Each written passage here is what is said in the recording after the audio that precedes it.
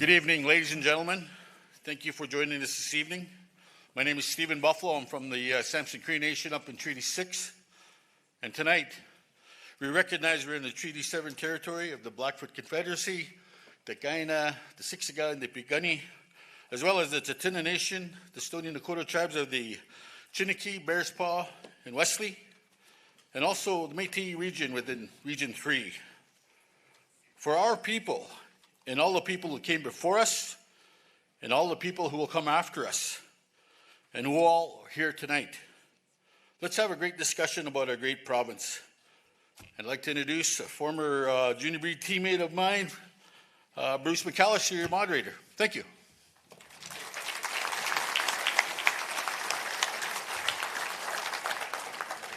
Thank you, Stephen Buffalo. I should mention to you all as well, Stephen is a scout for your Lethbridge Hurricanes, so if things don't go well, you know where to pin the blame. If he was a teammate of mine, he couldn't have been a very good talent scout, I can tell you that. Ladies and gentlemen, good evening. Great to see you all. What a wonderful crowd here in Lethbridge. Thanks for coming out tonight. As Stephen said, my name is Bruce McAllister, and I'm pleased to be your moderator here this evening. Do my best to keep things on track. The Premier is with us tonight. Nice to see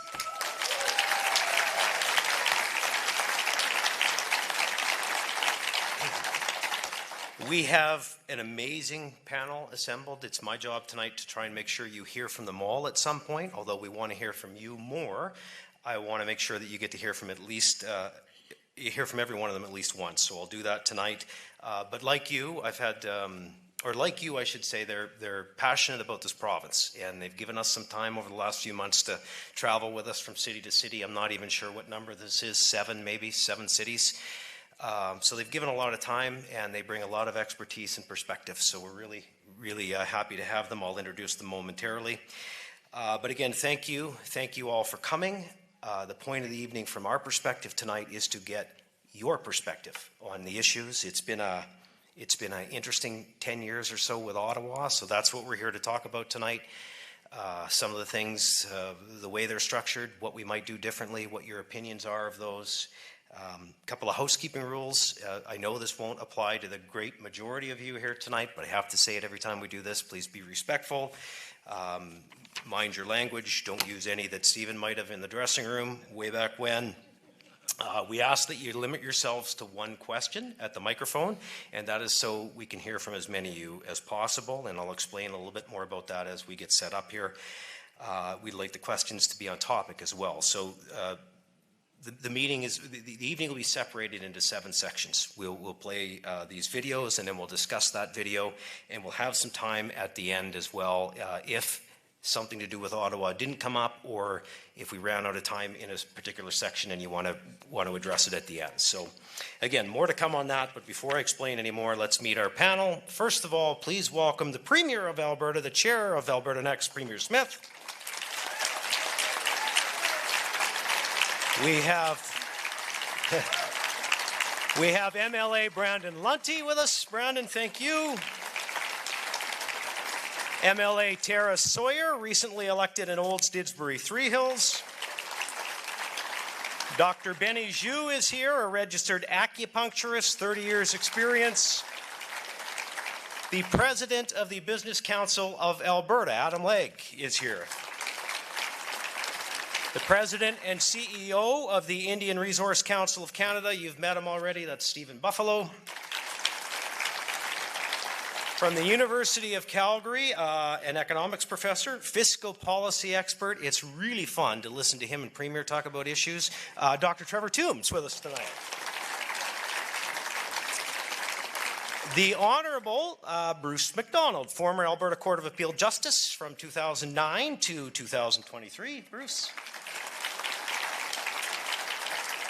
We have a family and emergency room doctor from from Didsbury, and that is Dr. Aiken Osakwati. Dr. Aiken.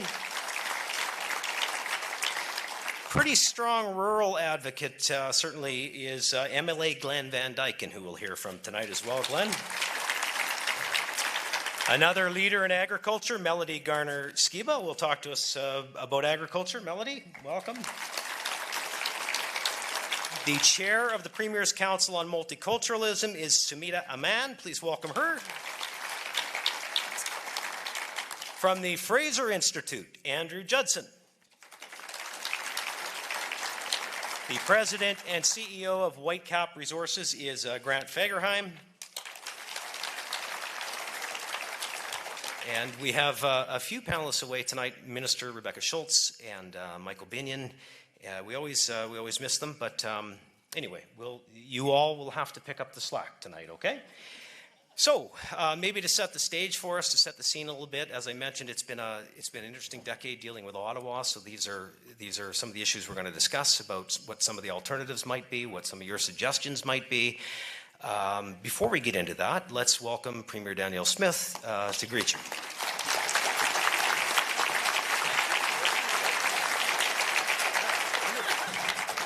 Well, thank you so much. It is so great to see such a huge turnout tonight. I know that there's lots of things you could be doing with one of the last beautiful days of summer, and we're so glad that you decided to spend it with us. Also happy to share the stage with my fellow panelists who've been with me as we traveled to Red Deer, to Edmonton, to the southern borders here tonight, not only in Lethbridge, but we've been in Medicine Hat, up north to Fort McMurray, and then later this month to Grand Prairie as well. And tonight we are pleased to be here in one of Alberta's most dynamic and important cities.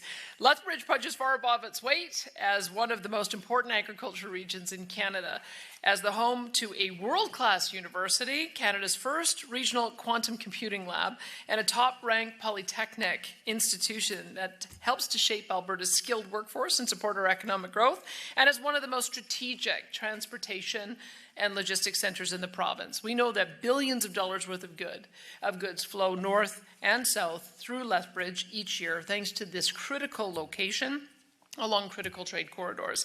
And it's a good reminder of what's at stake right now, as Canada finds its way forward with our biggest trading partners, and as Alberta finds its way forward within Canada. I want to thank you for coming to share your thoughts with us today and for choosing to participate in this crucial engagement process. And the conversations that we have tonight and throughout the Alberta Next engagement period, which comes to an end, I think the last one we're doing is October 1st, which will be a telephone town hall, is going to shape the future of our province. And I'd encourage you to go and look at the last time the government did this with the Fair Deal panel that did forums very much like this. They came up with 25 recommendations, which is fair to say has guided our work over the last 5 years. For instance, it suggested that we have an equalization referendum, which we did.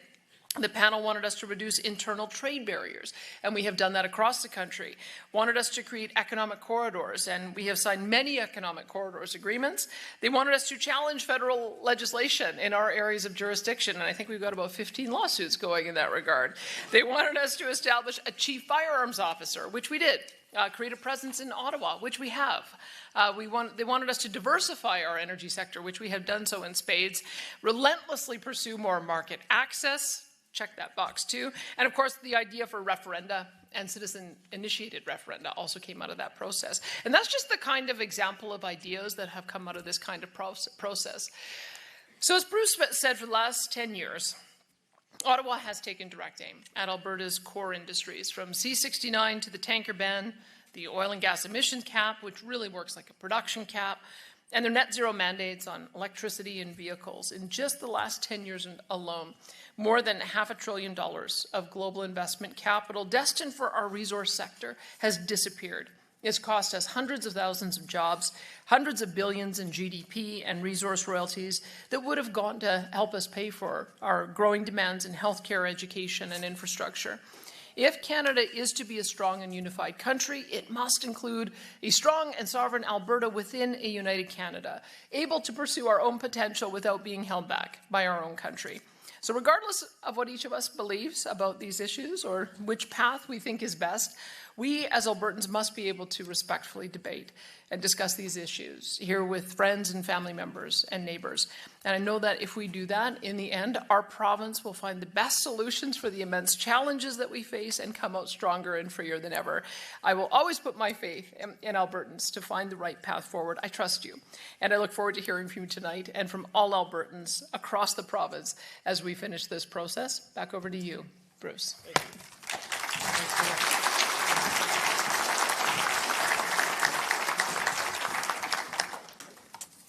All right, thank you, Premier. As I said earlier, we have 6 videos to prepare to watch tonight and then discuss. Here's what the videos will contain in terms of content. The first one will be on equalization and transfers. The second on a possible Alberta pension plan. The third on a possible provincial police force. The fourth on constitutional changes, the fifth on immigration reform, and the sixth on provincial tax collection. So here's how it works. We will play a video, and then if you want to speak to that video, and you don't have to necessarily ask a question. If you just want to make a comment, make a suggestion on how we might deal with it, come to the microphone to speak to that topic, and we will give you 45 seconds to do so. And I try my very best to let you finish your question if you're very close. And inevitably, some people forget that there was a 45-second timer. I'll do my best to keep it on track and be respectful at the same time, but 45 seconds is what we set. It is not the time for local issue discussion. Inevitably, there'll be people saying, I want to talk about healthcare or this or education. Minister Nathan Neudorf is going to be a busy guy because he's here tonight, and he gets to handle all of those questions. And his staff is here, and I think Grant Hunters is as well. But tonight is about Alberta Next, about our relationship with Ottawa, and about our future, and your opinions and thoughts on what we might do. So while the video plays, again, feel free to line up at that microphone if that is the subject that you wish to speak to. If you have a question, great, and a comment is fine as well. And remember, we'll hold everybody to account in terms of civility. And we're in Lethbridge, so that's not going to be an issue at all. I know that. Right? I did play hockey in Medicine Hat, so I know that's not true. But it's going to be a great night, folks. Looking forward to it. So without further ado, our first video is on equalization and transfers. Here's the video. Our next topic is reforming federal equalization and transfers. Since 2005, Alberta taxpayers have contributed, on average, $23 billion more per year to the federal government in federal taxes than they received back in projects, benefits, and other spending from Ottawa. That's a net loss to Albertans of nearly $500 billion in just 20 years. Most of those redistributed Alberta tax dollars are spent by Ottawa and Quebec and other liberal-leaning provinces across the country. And part of that massive fiscal transfer out of Alberta comes through the Federal Equalization Program, which has seen Alberta pay over $67 billion into the program since 1957, while receiving back not a single penny since 1965. In 2021, Albertans voted in a referendum to remove equalization from the Constitution, but Ottawa completely ignored us. So what next? Alberta can't stop these federal transfers on its own. The Alberta government doesn't write a check to Ottawa each year, and we can't ask Albertans to stop paying their federal taxes. The fact is, fixing this problem will require political support from other provinces. One option that would be appealing to most other provinces is to have the provinces collect a larger share of overall taxes. This is how it could work. Currently, Ottawa collects over 60% of all the federal and provincial taxes that Canadians pay. The Ottawa bureaucracy takes its portion, with the remainder inefficiently and unequally distributed to the provinces. The dollars we do get back have a lot of strings attached, forcing us to run our provincial programs and build infrastructure the way Ottawa wants us to. No provinces want that, especially the big ones like Quebec, Ontario, BC, and Alberta. What if we cut out the middleman and instead had provincial governments that are responsible for delivering health, education, and social services collect around 60% of all taxes, with Ottawa receiving the rest? Ottawa, in turn, would be able to end most transfer programs to the provinces, along with all the strings, bureaucracy, and waste attached to them. Quebec has already proposed having the federal government let provinces keep GST revenue generated in their provinces in return for ending the federal health transfer. Seems like a great idea. Why not apply that same logic to all federal transfers? Less money collected and wasted in Ottawa. Less federal transfers with only a modest amount of equalization for the smallest provinces and territories that actually need it. And more funds for provincial health, education, and other programs, without strings attached by Ottawa's politicians and bureaucrats. That seems like something most provinces could rally behind. So what say you, Alberta? Should Alberta take a lead role in working with the other provinces to reform federal transfers and equalization by having the provinces collect a larger share of overall taxes, with Ottawa collecting less? And are there any other strategies Alberta should be looking at to alleviate the massive federal fiscal drain to Alberta? For more information, visit alberta.ca/next.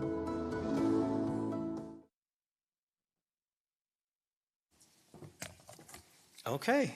I thought some of you would be lining up at the microphones already while the video played. So again, on equalization and transfers. That's the first topic. And you're first, ma'am. Go ahead.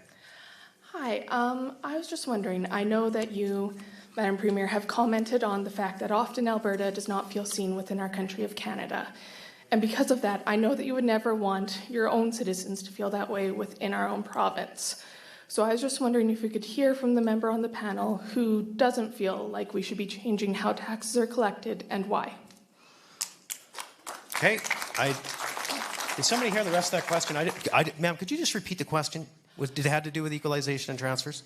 Yes. I was asking, who on the panel does not feel that we should be changing how this is currently done and why? Oh, okay. Well, let's do this instead. There's some great context on equalization and transfers that we want to talk about and to see what we might do differently.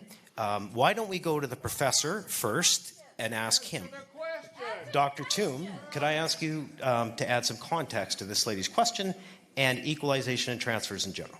Sure. So some context in relation to the question is, I think, very important that social, economic, international developments and factors are changing all the time. And so a country needs to ensure that its policies evolve with those changes. And so it's not like we should always be settling for the way the policy is at any given moment. We should always be seeking out ways to improve it.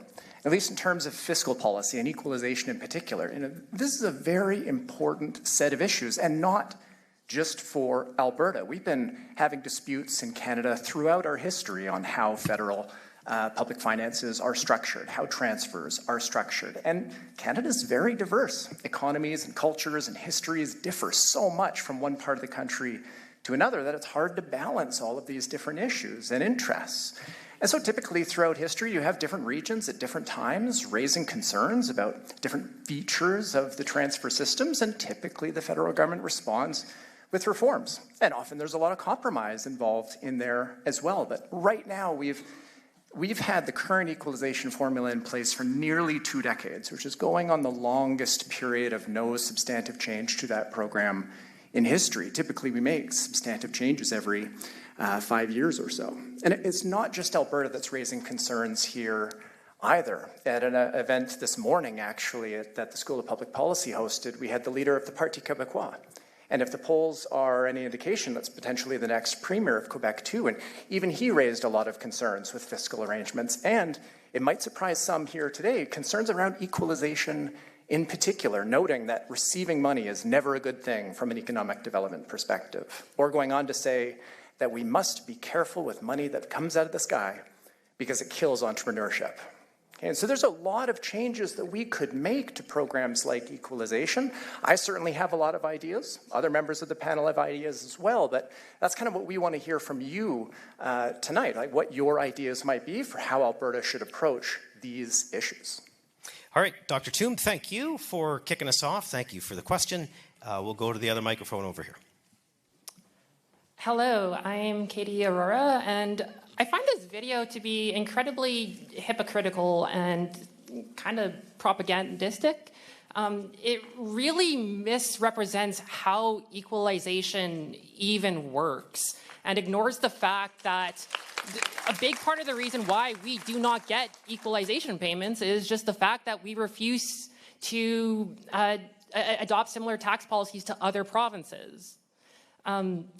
And just in general, it really plays into this grievance politics thing that you guys really seem to like, where you will turn down federal funding for things like pharmacare and dental care and housing initiatives for cities, and then turn around and say the federal government doesn't want to give us any money, and it's hypocritical. Okay, thank you. You don't like the video, I get it.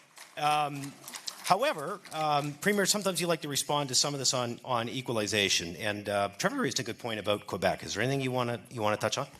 Only that the fact that the equalization program has been modified many times over the years, and as Trevor has pointed out in previous panels, this one hasn't been changed since 2007, and that's a very long time for us not to reconsider it. And I guess I would maybe offer the reverse of what the last speaker said, is that we find that there are some fundamental unfairness measures that are in the equalization formula. For instance, Quebec subsidizes its electricity. And if they were to pay market rates for electricity, or even 2 cents more, Trevor has calculated that they would get $4 billion less in equalization because they'd have own source revenue. So the equalization formula rewards them for subsidizing their electricity and reducing their own income stream. And I would say as well that it has rewarded provinces for keeping their own resources in the ground. In fact, Pauline Marois from the Parti Québécois, when she was premier before, said that she didn't want to develop her natural gas resources because it would reduce equalization. And I think those are the reasons why we need to discuss about a new formula. It needs to be fair. Big, strong, powerful economies like Quebec and Ontario and British Columbia and Alberta should not be receiving transfers from smaller jurisdictions. The smaller jurisdictions, you can make an argument that they need to be able to provide roughly equivalent programs for roughly equivalent tax rates, but they've gotten well away from that principle.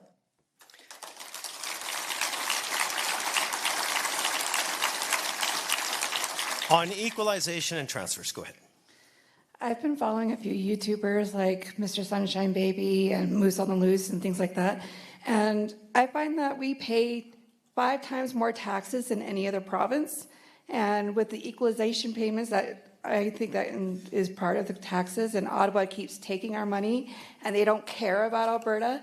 And I think we should do something different other than equalization, and that if we want to support the smaller provinces, like you said, then we can give them directly rather than give it to Ottawa. Thank you. Thank you for the comment. We'll go over here. Oh, yes. Hello. My name is Ted Poppett from Lethbridge. Hey, Ted. And I have 2 questions, really. The first one is, has anybody on the panel looked at the federal tax return for residents of Quebec? If so, you would see that Quebec, and Quebec only, excuse me, gets to deduct off their total federal tax amount 16.5%. Only in Quebec does that happen. And that happened because over the years, Quebec has opted out of federal programs and said they would administer themselves those programs. So that's why the feds give them that 16.5% deduction off their federal tax, even though the tax rates are the same across provinces federally. Okay. That 16.5% is there. Second question. Second question. I've written, actually, Premier Smith, to some of your ministers many times over this. Why doesn't Alberta just opt out of those programs like Quebec did, so there's precedent for that, and get a deduction for Alberta residents of federal tax that then goes to Alberta so we could manage those programs ourselves? Thank you, Ted. That was about 46 seconds. So we'll just ask everyone else to tighten it up just a little bit. Premier, do you want to respond to Ted? Someone may be able to respond to why it is Quebec has that difference in taxes. My understanding is that the speaker was exactly right, that they have arranged to have that tax point transfer. That's the kind of thing that we're talking about in this video, is should we be doing more of that ourselves? And so I heard him vote in favor of yes. And so that would be something that I think that we were trying to get. What this process is these are the kind of ideas that have been talked about in political circles, and we're just trying to see if there is an appetite for us to pursue them in the broader public. So thanks for your feedback on that. Yep, super. Grant, I'll come to you in a minute, okay? Let's go over here. So just a bit of a preamble. The numbers and the investigation that goes into developing the formulas for equalization are very complex. Never once has this panel showed them to people or talked about that complexity and how they're arrived at. I find every one of these videos to be a leading video. They're trying to drag the viewer to a certain point, Premier Smith's point or the panel's point, and they're not completely impartial the way that they should be. Neither are the figures that are presented. There's no background to the figures. You're just spewing them out and saying, here we are, we tell the truth every time we open our mouths. And we know that's not true, especially for politicians. Let's go over here. Go ahead. Hi there, my name is Richard. I just want to say that I think it's a good idea. Anything that we can do to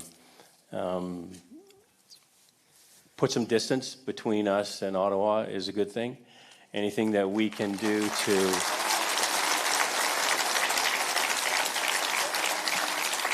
I think most people here would agree with that. Anything we can do to make Alberta stronger, perhaps collect all the taxes that we can, and maybe send federal tax to Ottawa that we've collected in our province and put us in the driver's seat. All right. I just wonder, this would require constitutional change. Is that by a 750 rule, or is it constitutional change required? Hey, Richard, we've got one of the topics tonight. One of the videos is constitutional change. It's coming up, so we'll dive right into this. But great question. I'd like to ask Grant to share with us a little bit. Expert in the oil and gas industry. Did you want to speak to this topic, Grant? Yeah, sure. Just a couple of comments. Certainly we respect everyone's opinion here. And what I can say is that Danielle Smith, our Premier, she is fighting the fight for this province. So you have to understand that from a resource development perspective. Canada is the fourth largest oil producer in the world. We produce 5 million barrels a day of production. We are proud to share it with the rest of Canada, the revenues from those resources. And if you think about what we have in Alberta, we're 2.4 times the reserves than the U.S., yet they produce 13 million barrels a day. We produce, as I say, 5 million barrels a day. So from our perspective, what we're wanting to do within the province, and certainly supporting the Premier with this, is knowing that the energy sector is we'll call it the primary economic driver for Canada. Our objective here is it's not as though we're not afraid to share, but we've been sharing for a very long period of time with our resources and our resource revenue with the rest of Canada. So what we want to do is be able to unleash, what I call unleash the beast, and grow our resources so everyone in Alberta, but the rest of Canada, can share in our wealth. Thank you. I'd like to get through the last speaker at each microphone before we go to the next, or I'll ask a question afterwards. So let's start here. As a person born in Nova Scotia, a province that does pay some of the highest taxes here in Canada, and it already happily takes equalization payments, how does Alberta propose incentivizing other provinces such as Nova Scotia to reform federal transfers in equalization? That's a good question. Develop resources. Premier, do you want to take that one? Well, I can tell you that we have now seen every single province looking at ways that they can develop resources. And if you saw the project list today, there were mines on there. There was an LNG project on there.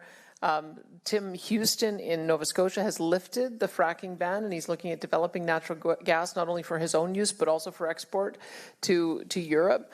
There are mining projects in British Columbia. There are mining projects in Manitoba. I think everyone is seized by this idea that they should develop their own resources, not only for their own use, but to develop new markets. So that recalibration, I believe, happened after the election in the United States, and we realized that our relationship with the United States was a little more fragile, a little more precarious than we had thought. So I'm encouraged by what I'm seeing, and so I would give it a little bit of time.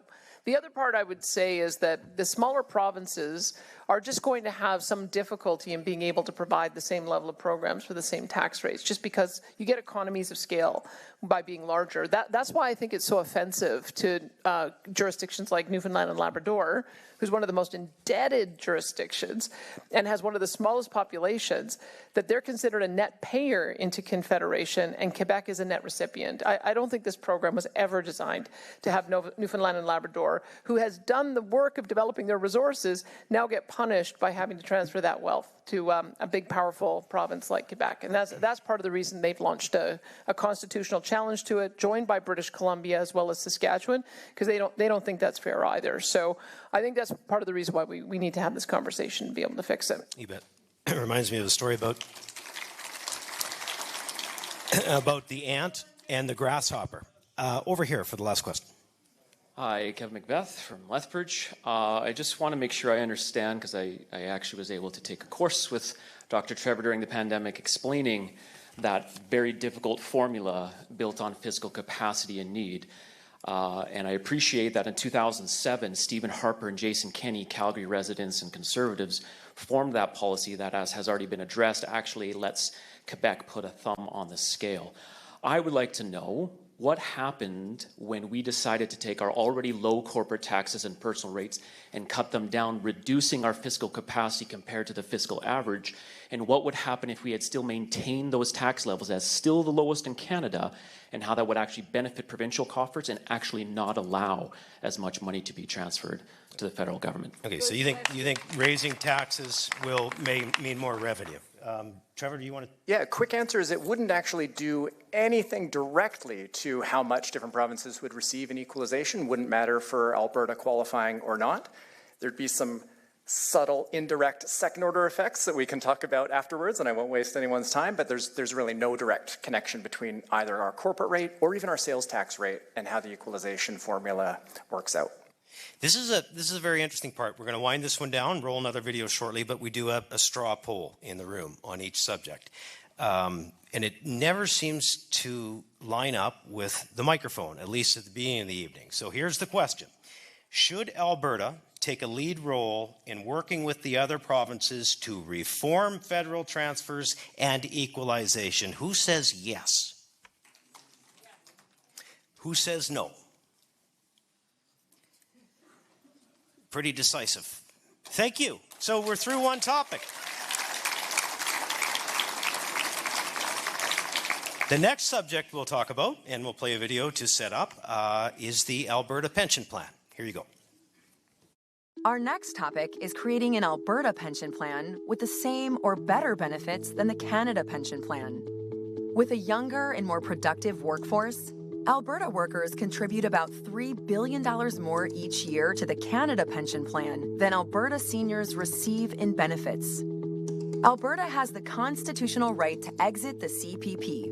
And if we did, federal legislation says that Alberta would be entitled to a sizable share of the CPP assets that we could use to start our own provincial pension plan, so long as we guarantee comparable pension benefits for seniors.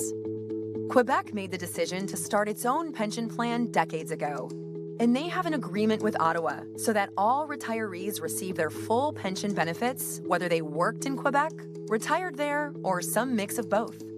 Alberta could negotiate a similar arrangement with Ottawa if we created our own pension plan. There are more factors to consider as well.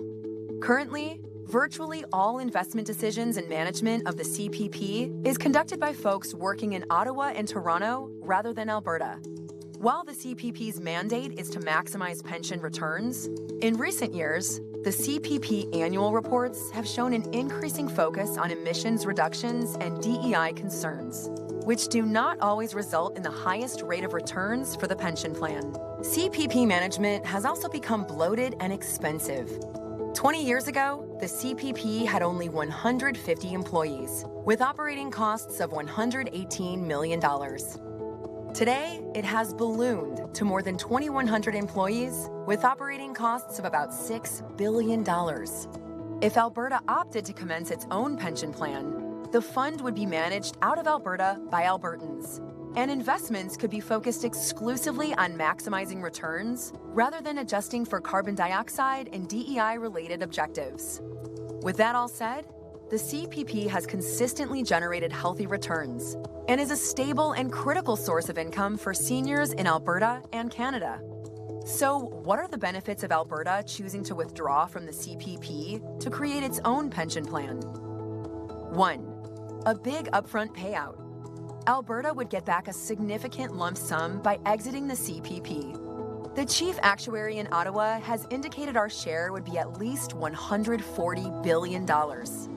That's plenty to start and build a strong Alberta pension plan from day one. 2, better benefits for seniors, lower premiums for Alberta workers. Thanks to our younger, more productive population, an Alberta pension plan could result in Alberta workers paying lower pension premiums on their paychecks, or seniors enjoying higher pension benefits, or a mix of both. 3, local control and boosting our economy.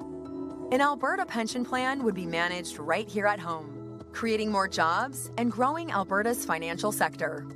We would also be insulated from the economic and demographic decline in Canada. Our investment decisions could also be steered clear of ideological decision-making and instead remain focused on the long-term rate of return for Alberta pensioners. But there are some risks to consider. 1, uncertain payout. The CPP exit rules aren't clear in the federal legislation, and Ottawa is notoriously anti-Alberta with its decisions. So the size of the lump sum Alberta is offered could be lower than it should be.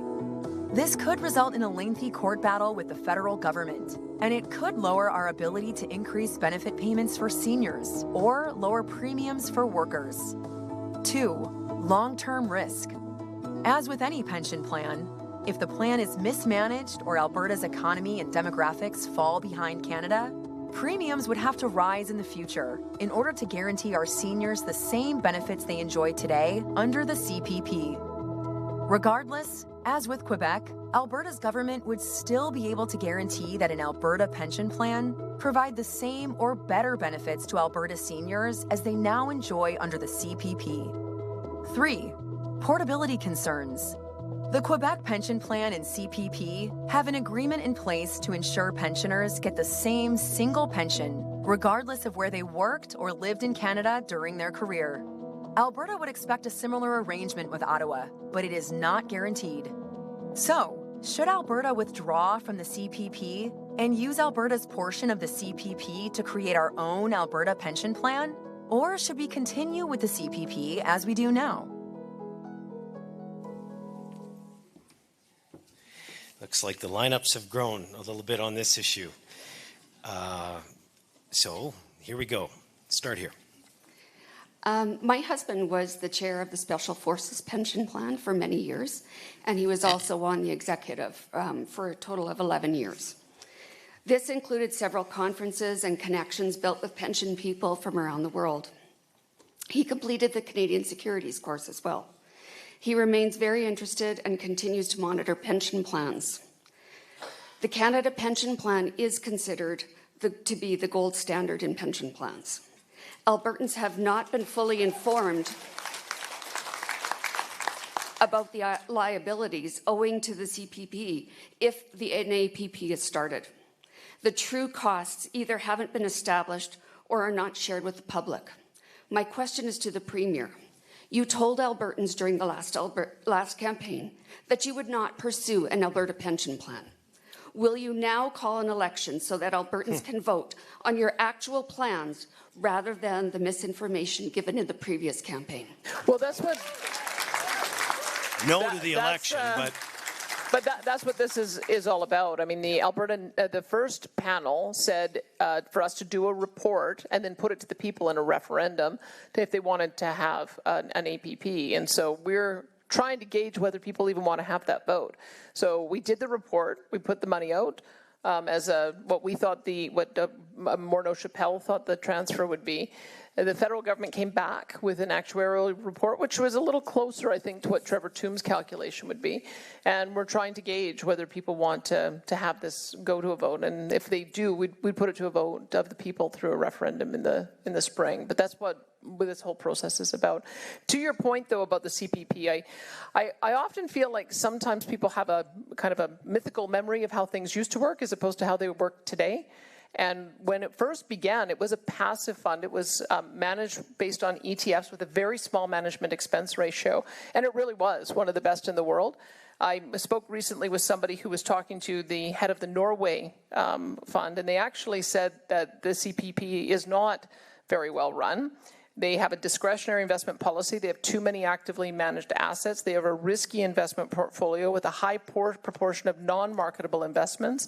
Most successful sovereign wealth in the world has none of those features. So over time, they've gone from $150 million in management expenses to $6 billion. And they're getting worse results now with their active management than they did under the passive management. So I think we just have to be realistic and understand that it has changed over time. And that's why we have to ask if Albertans are getting the best value for it. And we'll see if people want to go for a vote on it. Really appreciate the comment, though. And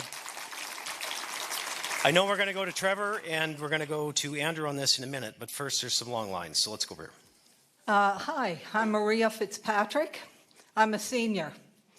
I began paying into CPP in 1968 when the first contributions were being collected. I paid into that fund for 39 years. But when I started, I had a discussion with my father, who had a small business, about whether that was a good thing or a bad thing. And my dad said to me, this is probably the best thing that's ever happened in Canada. He said, because people need to think about when they retire. And at the time that fund began, there were seniors who were in absolute poverty because they didn't have enough income to come in. I have watched my CPP throughout my career. I retired the first time in 2015.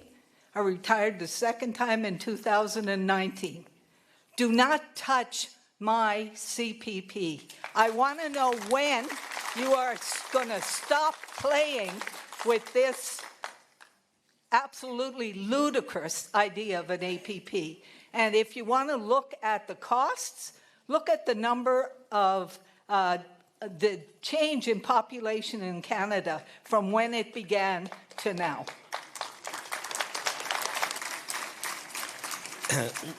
So, Maria, you don't want us to go to an APP?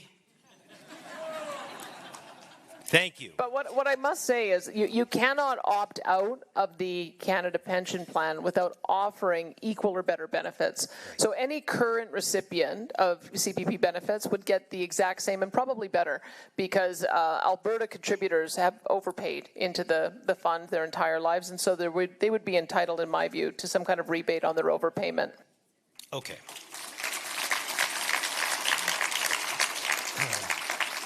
Again, lots in the lineup, so panelists, I'm going to challenge you to make a very good point as quickly as possible. Notice I'm saying that before I go to Andrew Judson, the Fraser Institute. But you guys have done some good work on this, Andrew. Can you add some context? Yeah, thanks, Bruce, and good evening, everyone. You know, we appreciate that this is an emotional issue. The feeling in the room is the same as we've had at other panels. And frankly, there are voices who oppose any change in the CPP that think can focus on emotion and frankly, even fear. But there's just no question that the math, at least, the math is straightforward, that an Alberta pension would be viable and sustainable and successful, and that's just the math. There was a report published on the 14th of July by the Fraser Institute that did the math on this, so I'd encourage you to look if that's of interest. But one further thing I'll just comment quickly on. One of our panelists, Michael Binion, couldn't be here tonight, but one of the things that he keeps coming back to is there are some things that Quebec has done very successfully, and that is to demonstrate a capacity for governance, for responsible government. And in that capacity to administer and execute the functions of government, which, you know, for better or worse includes taxation, we'll be speaking to that later this evening, to be administering public safety and security, again, to follow. And one of the things is to administer a pension. So a part of this effort is to think about that overall capacity as a province to mature and to demonstrate the capacities for responsible government. Perfect. Andrew, thank you. We'll go over here. Real conservatism no longer exists in Alberta.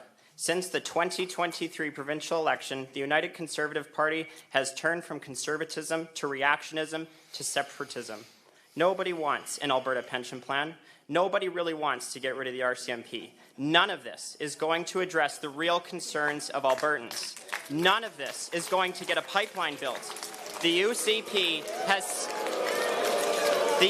has scared off foreign investment, threatened jobs, and caused layoffs which only serve to hurt the economy. Now is not the time for division. Now is not the time to be talking about getting an Alberta pension plan. Premier Daniel Smith How can you say that Albertans like the idea of an Alberta pension plan when the Alberta Next Panel is using extremely biased videos to try and get people to answer questions the way you want them to answer them? Here's what we'll do. Premier, can I take this? Could maybe Adam Legg comment on the investment climate? Yep, sure. Adam is with the Business Council of Alberta. He could. But I was just going to say, sir, to the question, we're going to ask everybody in this room a straw poll on this question afterwards. So we'll see if everybody agrees with you or not. Okay, let's go over here, Adam. Thanks, Bruce. Thanks, Premier. And thank you, everyone, for joining tonight. I know these are important conversations. I would say a few things. First and foremost, my organization, like the Premier states, believe in a strong Alberta in a united Canada. So that's a fundamental piece, important for me for why I'm here.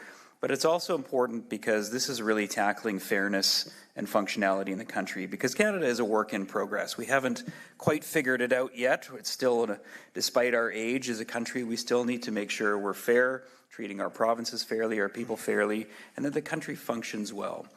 In terms of, some of the proposals are not directly business issues, but the investment climate is such that capital is struggling to come here, and we've seen it in some of the projects that aren't getting built, some of the revenues that aren't coming to Alberta, largely because of federal obstructionist policy.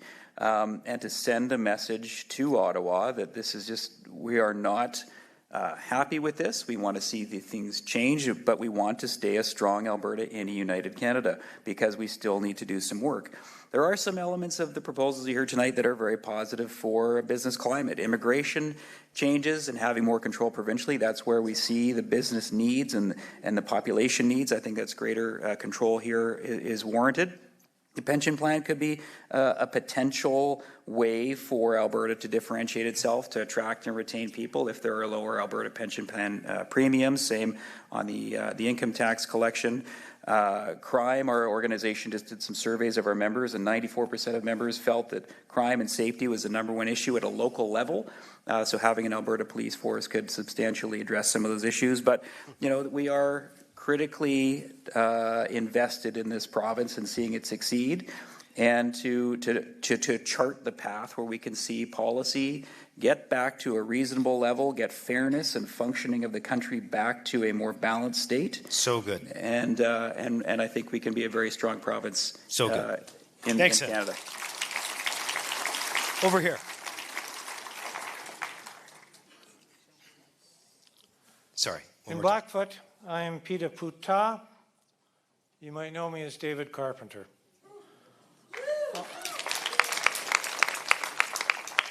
On Alberta's earliest exit, CPP liability for pensions accrued and accruing will be almost $2 trillion. And Alberta's pro rata obligation due to employment in our province must be legally assumed.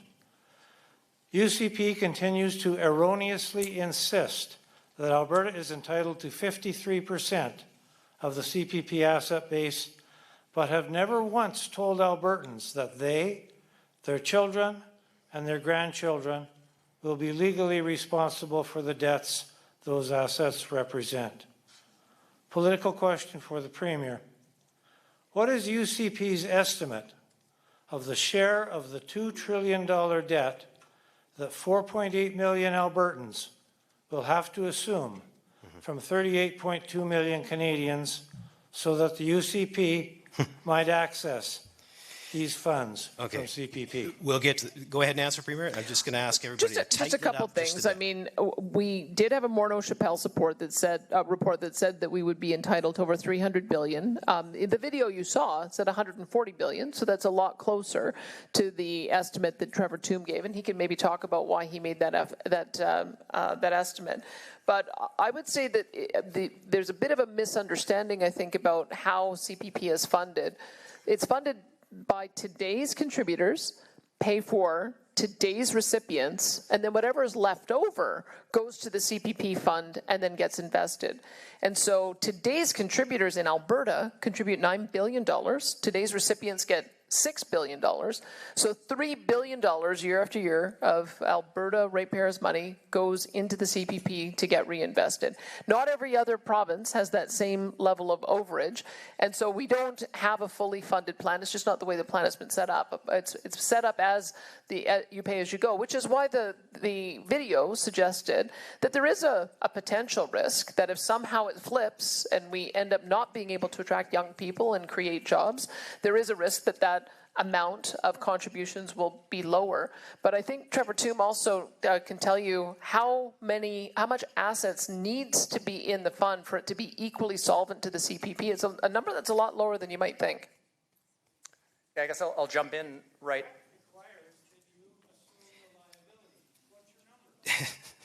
Yeah, I'll jump Trevor, in and maybe answer that question too. As the Premier noted, the CPP currently has unfunded liabilities in it. It's a partially funded plan, and worker contributions make up for that over time. And an Alberta pension plan would similarly be structured to rely on worker contributions to make good on those commitments for future retirees. And so there's nothing novel or the debts that the Alberta pension plan would take on are any fundamentally different than what's currently in the CPP. What Alberta has in terms of an advantage for sustaining a pension plan is demographics. There's about 3 workers per retiree in Alberta compared to about 2.5 workers per retiree in Canada. And that might sound like a small difference, but it's enormous in terms of what you would need as a contribution rate to sustain a plan. And so there are real benefits there. And so to the number the Premier noted, what my calculations suggest you'd need as an initial endowment of an Alberta pension plan to have just the same contribution rate as a Canada pension plan is only about $20 billion. And that's how large the demographic advantage is. But all policies have trade-offs, this one and any other policy you might have in mind. And the trade-off here is primarily risk. What do Alberta demographics look like in 2080 and beyond? And so I think, a lot of us here on a lot of these issues have some priors that come with us, support or opposition, and that's great, and that's fine, and that's what we're here to talk about. But it's important that we all keep in mind that almost any choice we face has benefits and costs, and we need to be clear about what those are and then weigh them against each other. Thank you, Trevor. I have to make a reminder to those in line, 45 seconds, and to our panelists, just tighten it up a little bit, please, because these lines are really long and everybody's not going to get to their questions. So some of you are going to wind up coming back at the end to ask questions when we open this topic up again. But that's the reason I keep reminding people. Go ahead. Okay, my name is Kathy. Hi, Kathy. This government has already spent $1.8 million on the LifeWorks report, $7.5 million on the APP ad campaign, for a total of $9.3 million. Yet the online survey results indicated that only 10% of Albertans support APP. Why is this government continuing to push an idea that Albertans clearly have rejected? And why is this money not being invested in education or health care? Thank you, Kathy. We'll do another survey at the end of this topic. Let's go over here. Hi, my name is John Trocato from Tabor. I was wondering, has there been any thought given to offering an option to Albertans to opt into APP or staying in CPP? Yep, that's a great question. There's a reason we can't. Who can do it quickly? I don't know if I can do it quickly, but my understanding is it's all or nothing. We had the option when the plan was first set up to set up our own. Quebec decided to do that, and so that's what their Caisse de dépôt et placement is about. That's their investment vehicle for their people's investment premiums. Whereas we decided to stay with the CPP. So my understanding is there isn't a hybrid model. I know that's been suggested before, that let those who want to stay with the CPP stay with the CPP. Let those who want to start with an APP go to an APP. And I think it's because of what we were talking about earlier, is that it's today's payers that have to pay for today's retirees. And so if you had today's payers all go into one plan, and today's retirees all be in the other, there's a mismatch. I think that's part of the reason why you have to be all in or all out. And someone can correct me if I'm wrong. Yep, needed to be addressed too. Go ahead. Good evening. I'm Daniel, not Danielle. I'm having trouble understanding why we are here to begin with this consultation. I'm under the understanding that we elect people to govern us. So please, govern. Please spend our money wisely. I think we need to take care of Alberta first and not have all these other little pet projects, which I'm not sure where they're coming from, like APP. Stay in your lane. I think somebody used in the news a little while ago. Stay in our lane, Alberta. I believe we spend approximately 50% of our budget on health. Daniel, we're over. You're joking. No, I'm not. 33%. Daniel, just hang on a second. Hang on a second. If you want to ask a question, if you want to ask a question, get to it. I will give you the question. All right, quickly. Can you turn on the microphone, please? Thank you. The question is, when are we going to decide to take care of the business in Alberta, like health and education, instead of all these other... All right, gotcha. Okay, let's go over here. Thank you very much. You're welcome. Let's go over here. Name is Richard. As far as I can see, the risks of the APP are essentially the same as the risks with the CPP, other than maybe the risk with the APP is a little bit narrower, confined just to Alberta rather than all of Canada. But there's no foreseeable reason why the demographics would change or Alberta productivity would change. So I think the numbers work out really well. I think it's a great idea. And I think we should bring the Alberta pension plan here, because governance from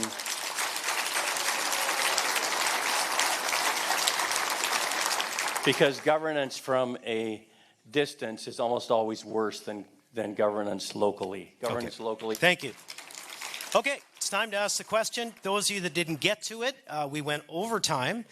We will come back to it at the end. You can come back to the microphone if you didn't get to discuss this or you had a great point that you want us to hear. So here's the question. Should Alberta create a pension plan with the same or better benefits than the Canadian pension plan? Hands up who believe yes. Hands up who believe no. Okay, so the yeas have it. Here is the next video on a potential provincial police force. Our next topic is the potential creation of an Alberta police service to take over community policing from the RCMP. Today, roughly 80% of Albertans are served by local municipal police services, such as the Calgary, Edmonton, and Lethbridge City Police Services. However, Albertans living in most rural communities and a few mid-sized cities like Red Deer, Fort McMurray, and Airdrie are policed by the RCMP under Alberta's policing contract with Ottawa. And as is the case with most federal agreements, Alberta is getting shortchanged. To be clear, RCMP police officers and staff aren't the problem. They do all they can to protect us with the resources they have. The problem is Ottawa. Because the federal government is failing to provide the number of promised officers and resources to Alberta communities under the policing contract, response times are slow, staffing is stretched thin, and officers are often moved across the country at a moment's notice, resulting in little connection to the Alberta communities they serve. Furthermore, because of French language requirements, English-speaking Alberta officers do not qualify for senior RCMP positions. And ultimately, the RCMP's policing priorities are chosen by the federal government in Ottawa, rather than the provincial government in Alberta. Even the federal government itself has recently stated the RCMP should transition away from contract policing when current agreements expire in 2032. Ontario and Quebec have had provincial services for over 100 years. Why not Alberta? So, what are the benefits of Alberta withdrawing from the federal policing contract and creating our own provincial police service to provide community policing? 1, more local, more accountable. An Alberta police service would be run by and for Albertans, accountable to our province and not to the federal government in Ottawa. police officers and support staff could build long-term careers in the Alberta communities they know and love. And any current RCMP officers and support staff working in Alberta would be invited to join a new Alberta Police Service. 2. Safer rural communities.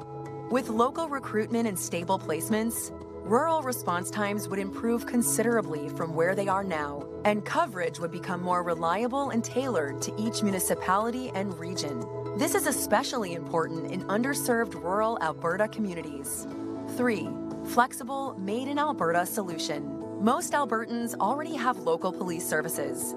The province would assist larger communities like Red Deer, Fort McMurray, and Airdrie to transition to their own police services, while smaller, rural communities would be policed by the new Provincial Police Service. And of course, nothing would change for Edmonton, Calgary, and other communities that already have municipal police services in place. But there are also potential drawbacks to consider. 1. Startup costs. Establishing a new police service requires significant initial investment. Hiring officers, buying equipment, building training infrastructure, and training personnel. Ultimately, the startup costs could reach into the hundreds of millions over several years. 2. Loss of some federal operational funding. The federal government currently covers 30% of RCMP contract policing costs. It is therefore likely that there will be additional ongoing operational costs for the province. However, municipalities would not be saddled with those costs. So, should Alberta create an Alberta Police Service to take over community policing from the RCMP? Let's start over this microphone this time. Hello. Boy, Mayberry. That's what you're trying to do. You're trying to create a bunch of little town cops. Well, I got a question for you. A couple of years ago, the provincial government shifted a third of the costs of policing in this province onto the municipalities and didn't do a damned thing to help them pay for it. Is that going to continue? You're going to have an extra 30% minimum coming from the federal government, extra costs. Is that going to go back on the municipalities? This is a stupid idea. It's a very stupid idea. It's an idea that's just knee-jerk. Okay. Oh, we want to have Andy Griffith, or we want to have that sweet little cop from downtown. It don't happen that way. Okay. Look at the States. Okay. Lots of communities would beg to differ, but you're entitled to an opinion, of course. Over here. Okay, I'm Mrs. Cooper, and I would like to ask if we will have local police, can you make sure that we don't follow the federal law and we don't release criminals like they do in Ottawa?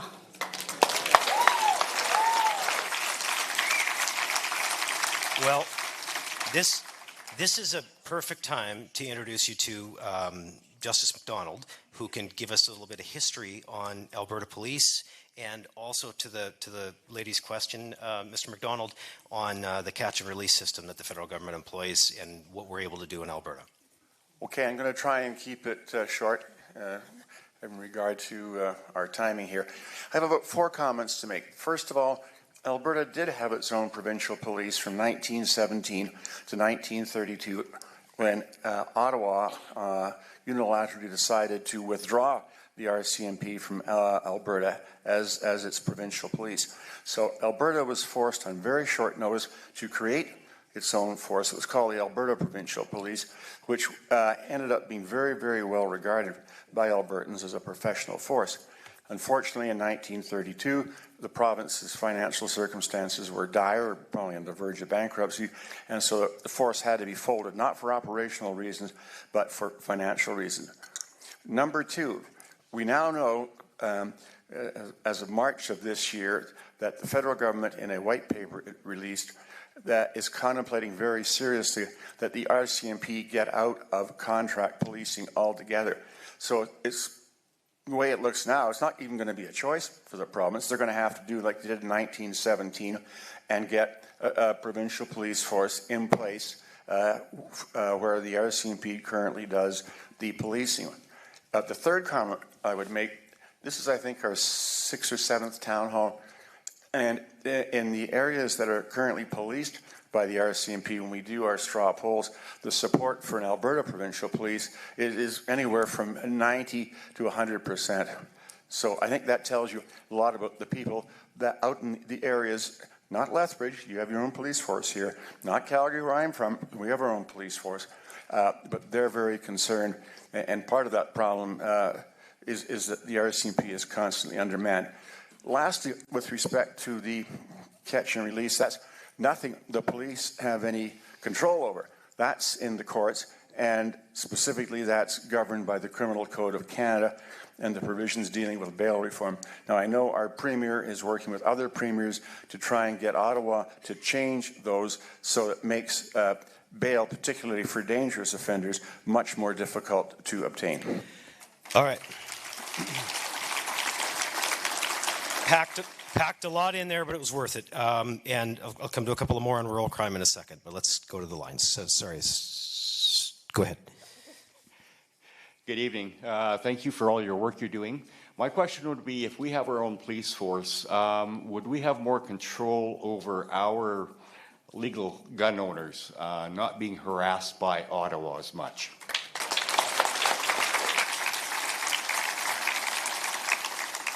Well, I can tell you that I'm prepared to fight that one out. I read a legal paper. I read a legal paper that said that, yes, the federal government has control over criminal code, but provinces have control over administration of justice. And from time to time, when provinces deem laws to be offside with what the people want, their power is non-enforcement. We saw that across the country with cannabis laws. Massive non-enforcement on basic possession and ultimately got legalized. We saw it in British Columbia. They had non-enforcement of all range of drugs, all the way to hard drugs. They've since turned back, realizing that didn't work for them. But we have no interest in enforcing federal gun confiscation regimes imposed on our law-abiding gun owners. And so we have, but to your point, I do feel like we would have more direct control over the sheriffs, for instance, who report to us, as opposed to RCMP that has its own command and control structure through not only its own hierarchy because they're a paramilitary organization, but ultimately reporting to the federal public safety minister. Go over here next. Again, it's John Trocadero from Tabor. I'm just wondering, there's been rumors, and well, more than that, there's been circulation that rural municipalities and small communities are going to see a 57% increase with what they're going to have to pay for their policing, their one-third policing through the RCMP. This is becoming very unaffordable for small communities and rural municipalities. Sorry, just clarify before you go, that they're going to receive an increase from the current RCMP? Yes. Okay. That there's been communication from the government of Alberta that there will be a 57% increase. I'm wondering if that's going to take place in the spring or if it's going to be postponed for another year, because it'd really be nice to know that prior to making budgets. I'll have to check with Mike on what the timing is, but this is another reason why it's complicated when we don't control the budget or the negotiations, is that the negotiations are done outside of our jurisdiction and mandate. And we've been offering what we think are fair wage increases to our other unions, but in this case, RCMP are now up to about $203,000 for a cost of an officer all in. And one of the things Grand Prairie found, because they just said, gee, I wonder if we can get a cost savings by moving to our own police service. They could, but they chose instead to get a full complement of officers. So they're going from 55 officers under the RCMP to 90 officers when they unroll next year, and ultimately growing to a force strength of 110. And part of it is just they're able, with it being closer to home and different priorities, that being able to have a lot of competition. I think we did a call for resumes and 200 people signed up for it. The other levels of forces are just a bit more cost effective. And so that's what every single jurisdiction has to do, is to make their own determination. One of the other frustrations that we have is the number of detachments that have become very diminished. In some of these rural detachments where they're supposed to have, in the case of one that Mike visited, 23 officers, they only had 5 or 6. And part of that is that you've got stress leave, mental health leave. RCMP officers are called away to duty to do policing, federal policing priorities in other provinces from time to time. And so this is leaving our rural municipalities short. So that's what the municipalities have to determine. Are they getting all the policing that they're paying for? Are they paying for vacancies? And would there be a way for them to get a higher bench strength with the same amount of money? Thanks, Premier. Stephen, I'll come over to you in a second for some context on First Nations communities. First, I want to get to a line. Hi, so I'm hearing the justification for moving to Alberta Police Force is that people are not getting the service that they expect in the time that they expect it. I did ask our police chief at one of his town halls. I understand we have our own police force here, just to be clear. But how many calls they're taking, like what percentage are they taking that are not police calls? And I'm pretty sure that he told me it was over 50%.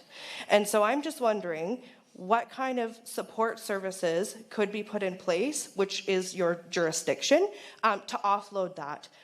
Because very clearly he told me that in a public town hall, so it's not a secret. And so I'm just curious, you know, within your own jurisdiction, how can you offload that? I'm sure that RCMP are experiencing that in rural communities. So thank you. Okay. Thanks for the question, Premier. I know we've increased sheriff presence on some of our forces. Do you want to quickly address this one? Well, just a couple of things. What we've done in Edmonton and Calgary is a navigation center where we bring all the social services together under one umbrella. And then when officers are removing individuals from the streets and encampments, they can take them there and they can get the wraparound services and get connected with housing. We're in the process now of figuring out how we can roll that out to our mid-sized communities. We've got a significant problem in Medicine Hat and Lethbridge. It's a little bit different because you want to be able to leverage the work that is being done in local communities, but it's worked very well in our large ones, and we've done it with great collaboration in Calgary and Edmonton. When it comes to, I'll just mention the way we're using our sheriffs. We are already changing the law so that our sheriffs are going to be affirmed as police, because what has happened is a lot of them went and worked at other law enforcement, RCMP, Calgary Police Service, Edmonton Police Service, and others before they came to us. So we believe that there's about 650 who will be able to be registered as police right away, and then about another 600 that'll be peace officers that will be on a pathway to become police officers. So that's going to be a 1,254 strong in our sheriffs as we start standing that up, compared to about 1,400 RCMP. So that just gives you an idea of how much additional bench strength we'll be able to bring with the sheriffs. The other thing that we have found is that we have had to build specialty forces out of our sheriffs. So when you hear drug houses being shut down, that's our sheriffs. They do surveillance. When you hear a fugitive apprehension, they've caught thousands of bad guys out on warrants. That's our sheriffs. When you hear the border security squad, that's our sheriffs. And we also have they do executive protection as well. So they are very highly trained. They have very highly trained units. And so I think that's part of the reason why people are saying perhaps the sheriffs could be opening detachments in some communities to augment the forces that are in the area. Okay. And obviously community choice matters a great deal. And Stephen Buffalo would probably tell us that's exactly how it is on the First Nations. Stephen? I can't tell you exactly, but what I can share with you is, thanks, Bruce. You know, the Blood Tribe, obviously very visible. They have their own police service. Up in Calgary, the Tsuut'ina Nation, they have their own police service. And I know Siksika is working on something within their community as far as policing. And obviously, when you look at this, this is about need and safety of community. And, you know, despite the fact you're down south here, you go north in Alberta, you know, the response times are a bit different in who they're dealing with as far as the law of the land. But, you know, when I report this back to some of the First Nations leaders, it's really up to them, you know, to find the financial resources to do it. And there's proof already that it can work. Secondly is having the human resources to fulfill those jobs and what have you. But it can work. Yep, for sure. Stephen, thank you. Over here. I had a question, just a quick comment. First of all, thank you very much for having these town halls. These are awesome. I come from an RCMP family. RCMP are overworked, understaffed. We need this. I live in a rural area. We need provincial policing. You that live in a city, you have it. No problem. That's it. We need it. Hey, ma'am, before you go away, can I just ask you, RCMP family? My brother and my father are RCMP. Okay, so this is a great point to make this point. When we discuss this, just recognize nothing but respect for the men and women Exactly. in the But RCMP. like you said, the transfers, they're not there in the community. They got to go somewhere else. 100%. It's the bureaucracy and the management of it that We need challenging. provincial policing. Thank you. Over here. I'm a rural Albertan, a real rural Albertan, as in very, very rural. And so I can't tell you how we operate on a little different level. We have gates on our property because people will come and take your copper and take your wires and kill your horses and enter your property. So there is a luxury living in a city that has its own police force. No, we love the RCMP that we do have, but it's very limited. We like the sheriffs that we have, but it's very limited. I can't tell you how important connection to your community is when you're a rural Albertan. So thank you for having this conversation because it's very important and our community, I support it, and I know many in our community do. So. Hey, thank you. You know, I was just thinking we've got a couple of rural MLAs. So Tara, well, we've got a few, but Tara and Glenn, could I ask you both for some context? I know this issue means a great deal to both of you. Tara, you were recently at the doors. Why don't you kick us off? Thanks. Yeah, my family farms.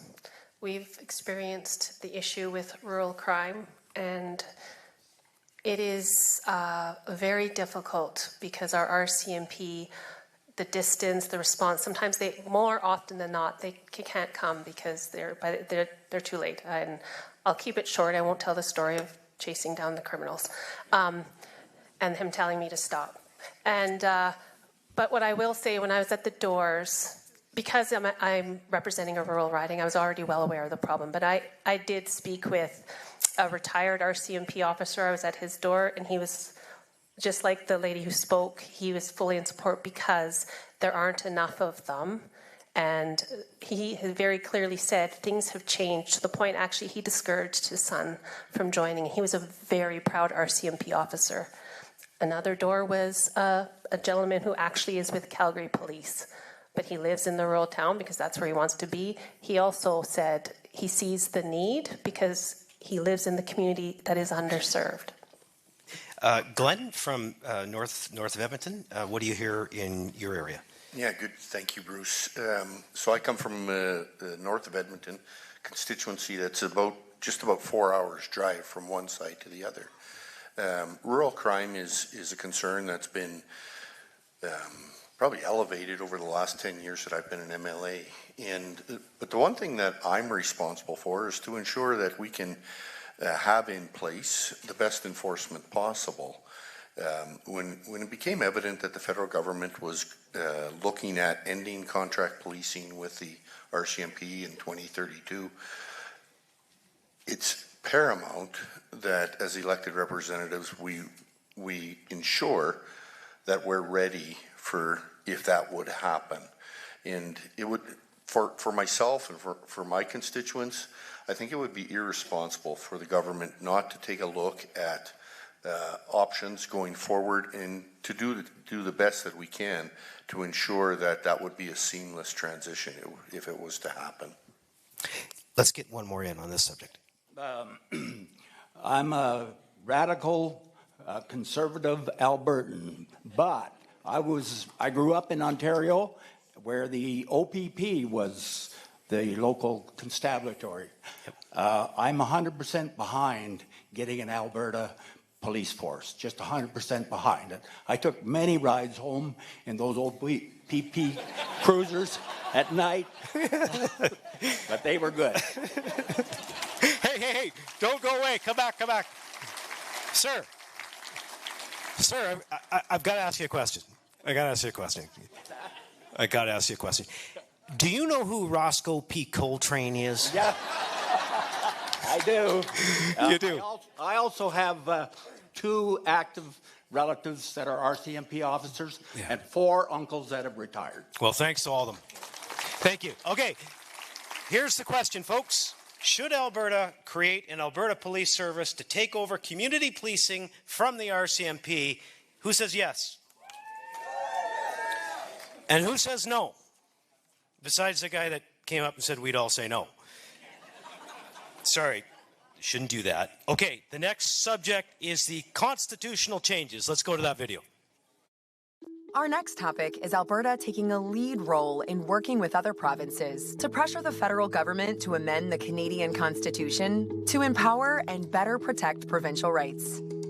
The Canadian Constitution, including its Charter of Rights of Freedoms and sections on the division of powers between the federal and provincial governments, is foundational to our democracy. The enforcement of the Constitution by governments and the courts ensures our rights and freedoms are protected, and that our provincial and federal governments generally function as they should. But no document is perfect. Some things that made sense 150 years ago may no longer make sense today. That is why the Constitution contains an amending formula that permits the Constitution to be altered should enough provinces and the federal government agree to it. Over the last decades, several outdated and unfair problems with the Constitution have been identified, but no tangible progress has been made to fix them, due primarily to a lack of federal and provincial leadership. Examples of proposed constitutional reforms include the following. 1. Amending the division of powers to indicate that core areas of provincial jurisdiction, including over natural resources and health, are immune from federal legislation, and to also ensure that in shared areas of jurisdiction, such as agriculture and immigration, provincial laws prevail over federal ones. 2. Imposing constitutional limits on the federal spending power in areas of provincial jurisdiction, including a provincial right to opt out of federal spending measures with proper compensation should they so choose. 3. Adhering strictly to representation by population in the House of Commons. Right now, those living in smaller provinces are greatly overrepresented when compared to those living in larger ones. 4. Either abolishing the Senate entirely or having it actually represent provincial interests as originally intended by mandating an elected Senate with the same amount of senators representing each province. 5. Allowing provinces to appoint their own King's Bench and Court of Appeal justices, rather than having those appointments made by the federal government. 6. Expanding the Supreme Court to allow for more justices from Western Canada and making prior service on a province's Court of Appeal a mandatory requirement of becoming a Supreme Court justice. 7. Eliminating the Ottawa residency requirement for judges on federal courts to ensure more Western Canadian representation. And 8. Mandating provincial approval of the appointment of a lieutenant governor to a province by the federal government. There are, of course, many other potential constitutional amendments that are worth discussion, but this is a start. So, should Alberta take a lead role in working with other provinces to pressure the federal government to amend the Canadian Constitution in order to empower and better protect provincial rights? And if so, which of the amendments discussed or other proposals should the Alberta government advocate for? This one isn't, well, I was going to say isn't as spicy as the last couple, but maybe I was wrong. Let's start over here this time. Good evening. My name is Gregory Ranger. I'm from Raymond, Alberta. My question is directed to Premier Smith and Stephen Buffalo. The numbered treaties were signed by the British Crown. Constitutionally, the province of Alberta and the federal government share the role of response representative to the British Crown. However, Alberta's role is more important as the province holds jurisdiction over land, resources, and healthcare. The federal government has not always been forthright in their role, and we are concerned about their ability to provide funding in the future and their lack of genuine concern for First Nations. We need to protect ourselves from Ottawa. Will the province of Alberta provide for Alberta First Nations people with the hope that they need for their future and become the sole representative to the Crown through sovereignty? Thank you for the question. Let me start. I don't know that Stephen Buffalo is going to agree with me or not on this, but I can tell you that Alberta has a special relationship with Métis nations and Métis settlements, and part of that was that the Métis had that choice if they wanted their principal relationship to be with the federal government or they wanted it to be with the provincial government, and they chose the provincial government. So we established the Métis Settlements Act. We have 8 Métis settlements that are also land-based, and a couple of others that don't have the same status, but they're also land-based. We have Métis Nation of Alberta, and we fund services on those territories. First Nations have the principal relationship with Ottawa. I have offered to assist with advocacy, because I think that we can assist the nations when they're trying to get their issues heard. I feel like that our Alberta nations have the same problem that sometimes Alberta does, that the bias towards solving problems tends to be louder the further east that you go. There's 633 nations that Ottawa is dealing with, and I would say that we have the ability to partner with nations in order to elevate those. We're already doing that when we're building recovery communities on reserves. We are also building health centers on reserve. We are funding mental health and addiction. We've got Indigenous health. We fund employment services. We're assisting in wildfire recovery and helping to rebuild and play a coordinating role. So I think increasingly we want to play a role that can be an advocate, but again, it's up to the nations, because they are sovereign and they do have that special relationship with Ottawa. Stephen? Yeah, definitely. And thank you for the question. You know, obviously the treaties were before the birth of Alberta. And right now, you know, the nations are deeming this as a big separation thing when it really isn't. You heard our Premier say that, you know, she wants to see United Canada. But, you know, going forward, you know, the treaties have a place, and it's actually seeing some benefits from it, you know, financially, you know, from the obligations that were set a long time ago. And Lethbridge is a big beneficiary of the Blood Tribe and the Piikani Nation when they come spend their money here, you know, and that's because of the treaties that were meeting those obligations. But, you know, going forward, it's tough to put 44 chiefs in front of the Premier in regards to this issue called separation, which doesn't make sense. And I think the province and the Premier have done very well as far as creating and bridging some gaps in certain areas. You know, the creation of the Alberta Indigenous Opportunities Corporation, you know, it's allowing our First Nation communities to participate in infrastructure and in natural resource development. So we got a bit of ways to go, and it's just continuing to go hand in hand together in a good way. Thank you, Stephen. I thought you'd have this all solved for us tonight. Not right. Go ahead. Hello, my name is Karma. I have been involved in a lot of situations where there's panels and mediators. My confusion is coming in with the mediator, as I always thought any mediator was an impartial, neutral third party who assisted in disputing parties in conflict or voluntary reaching their own mutually acceptable outcome. Sir, with all due respect, it is very evident where you stand, and may I suggest a different name? Thank you. Thank you. She is not sending me a Christmas card. There is no way. Over here. Okay, so my name's Mark Greeno, and my question is this. Back in the 1980s, we attempted a thing that was called the Triple E Senate, so that every province had equal authority in voting on what went on in Ottawa. What would lead you to believe that now that Ottawa is going to go along with it? I highly doubt it. Yep. No, it's a great question. Like, a lot of people are skeptical, and Premier, you touched on this in your opening remarks about the fact that the Fair Deal panel, some of these things were changed, but he's got a good point. Like, why do we think they'll cooperate? If Michael Binion was here, he would tell you about a paper that he's just written about responsible government. And one of the things he maps out is that the Constitution and our relationship and the powers that we take on, it just differs over time. This territory, as Stephen Buffalo has said, used to be Rupert's land, and then it was the Northwest Territories, and then they split us out, and Alberta became a separate province. And then we were able to negotiate the transfer of resources through the Resource Transfer Act in the 1930s. And as we've gone along, we've just taken on more and more responsibilities. And so we have seen constitutional change. The Quebec government got the House of Commons to agree to a change that acknowledged them as a distinct society. That was one of the things that they wanted through the Mage Lake and Charlottetown Accord. Nunavut was created through, again, that kind of bilateral agreement with the federal government, and they just had a devolution agreement as well. So it is possible for jurisdictions to be able to develop changes in the relationship with Ottawa.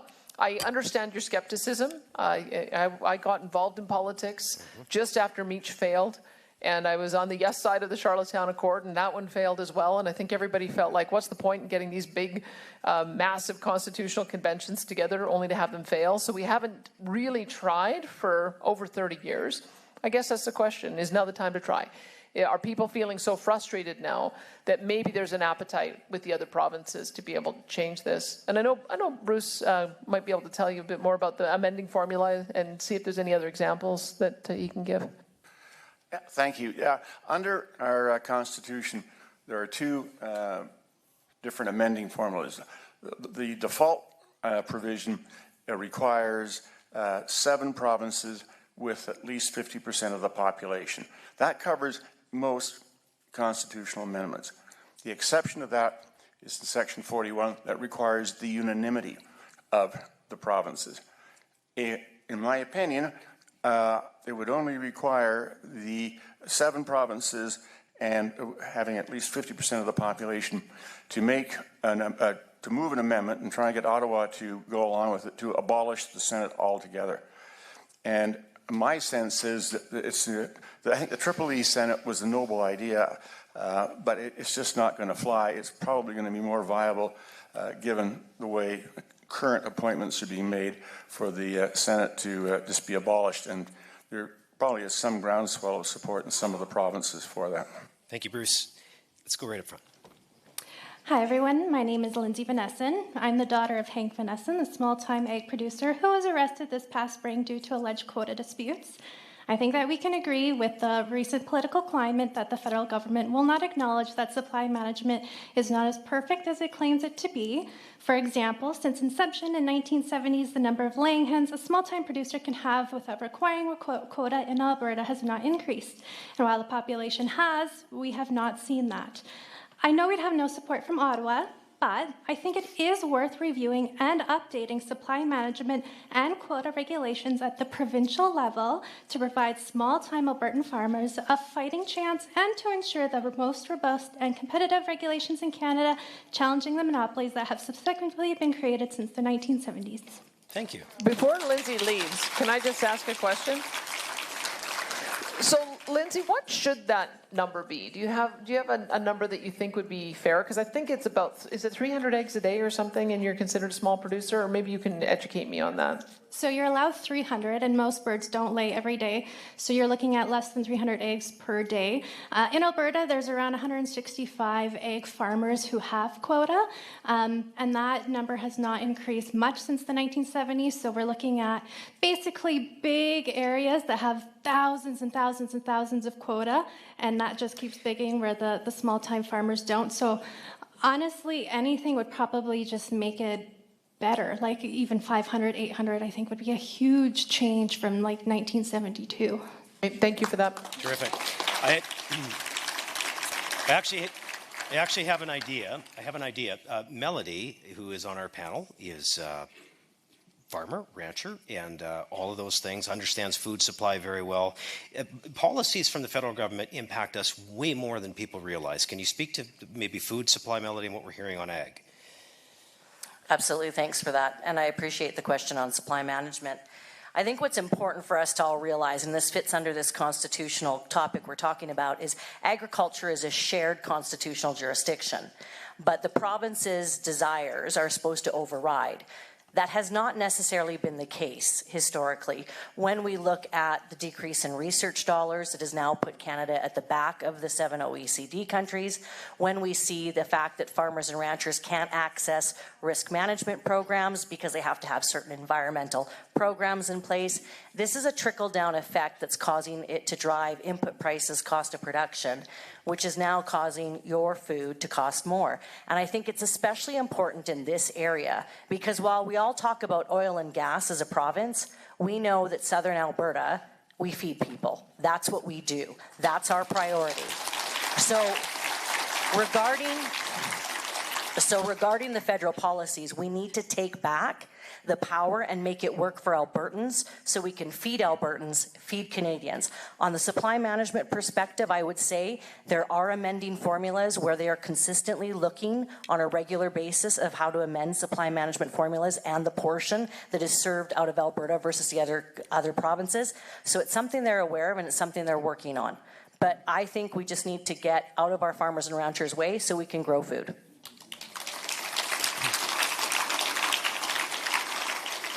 Seems bloody common sense. Isn't she great, Melody? She just want to charge every time she's done talking. Go ahead over here. Yes. The only decent idea on your list was abolishing the Senate. Other than that, everything was pretty terrible. And conspicuously absent were some actually impactful and important things, such as abolishing the notwithstanding clause, which asshole governments have been threatening to use to abolish trans rights. Can I speak to that, please? Bruce, we are so tight for time. Do you want to? Okay. Yep, of course, Judge. I can't. Sorry, like no, you I just wanted to say Section 33 is an integral part of the Constitution, just as is every other section. And in fact, the Constitution Act of 1982 likely would not have been passed had it not been for the inclusion of Section 33. So it cannot go. Well done. Thank you. Yep. Go ahead. First of all, I'd like to thank the panel for taking the time to do this. And the ideas of changing the Constitution, the changes that are in there, I think are absolutely 100% spot on. The only question I have is how in the world cross the finish line? Yeah. We can't even get rid of the anti-development law. We can't convince Canada to get rid of the anti-development laws that would only benefit them. How in the world are we, like, to me it looks like a losing battle. Please encourage me. Yep. Premier, didn't we see I don't know if it's time for this or not. Was there a headline that came out recently? Does it relate to this or? What are you referring to? Well, I saw something in my inbox about an hour ago that said the federal government may be moving on something. I don't know if that's all public. I cannot confirm or deny. We're in the middle of discussions. All right, well, let me see. We're trying to get a grand bargain. But again, Bruce might be able to answer this as well, because many of the ideas that were in that video are not necessarily requiring constitutional change, if I remember correctly. Some of them can be done through simple agreement and legislative change, and not everything requires a long, protracted process where you would go through and have to use the federal amending formula or have a constitutional convention. Well, that's correct, particularly with respect to the federal court. That is something that's a pure statutory court and would not require any constitutional amendment. It's legislation that we're going to have to convince Ottawa to make those changes. But that is in no way involves the Constitution. But I will say that we almost at our table, because the premiers meet as a group a couple of times a year, and Premier Moe had put forward the idea that the federal government could not pass laws in areas of provincial jurisdiction without provincial approval. That creates parity in our Constitution, because we're not allowed to pass laws in federal jurisdiction, and they've used their power of disallowance 112 times when we've tried to legislate in their areas of jurisdiction, but they come into ours all the time. And so it just so happened, because of the way elections work, that some were not willing to commit to it because of elections, and then faces changed. But there's been an active conversation about that one, and it would go through the amending formula that Bruce has talked about, that we would pass it in our legislature. If seven in total did, representing 50% of the population, it would then go to the House of Commons and the Senate, and then that would be probably the easiest way to do it. Maybe you just do it one at a time. You just find the coalition of the willing, and then you advance them one at a time and see how far you can get. Okay, we're going to skip the panelists and go here and here for the last two. Go ahead. My question here is, I noticed we always have, should Alberta take a leading role? I'm wondering, why is it that you feel that Alberta should take a leading role in these questions that involve the rest of Canada? I think I see costs associated with that, Do we have more to gain by us taking control, or are we being asked by other provinces to take control of, or take a leading role, I'm sorry, of these other questions? Thank you. Okay, thank you. We're just hang on, guys. Go ahead. Hi, my name is Angela Tabak, and I live just outside of Waterton. I agree with all of the ideas shown in this video. However, these initiatives will not be enough. They do not address the root cause of Albertans' discontent, which is the imbalance of power, which was purposefully written into Confederation when we formed as a province. This imbalance must be fully addressed and rectified. In all due respect, which 7 of the 10 provinces do you plan on getting on board that represent 50% of the population? It's not going to happen. The past 4 decades have shown that the East will never relinquish the balance of power they hold over us. No amount of begging, pleading, or lists of demands will actually permanently fix this root issue. Albertans have ridden this roller coaster for way too long. We want off. The only effective option left is a fair referendum on Alberta independence.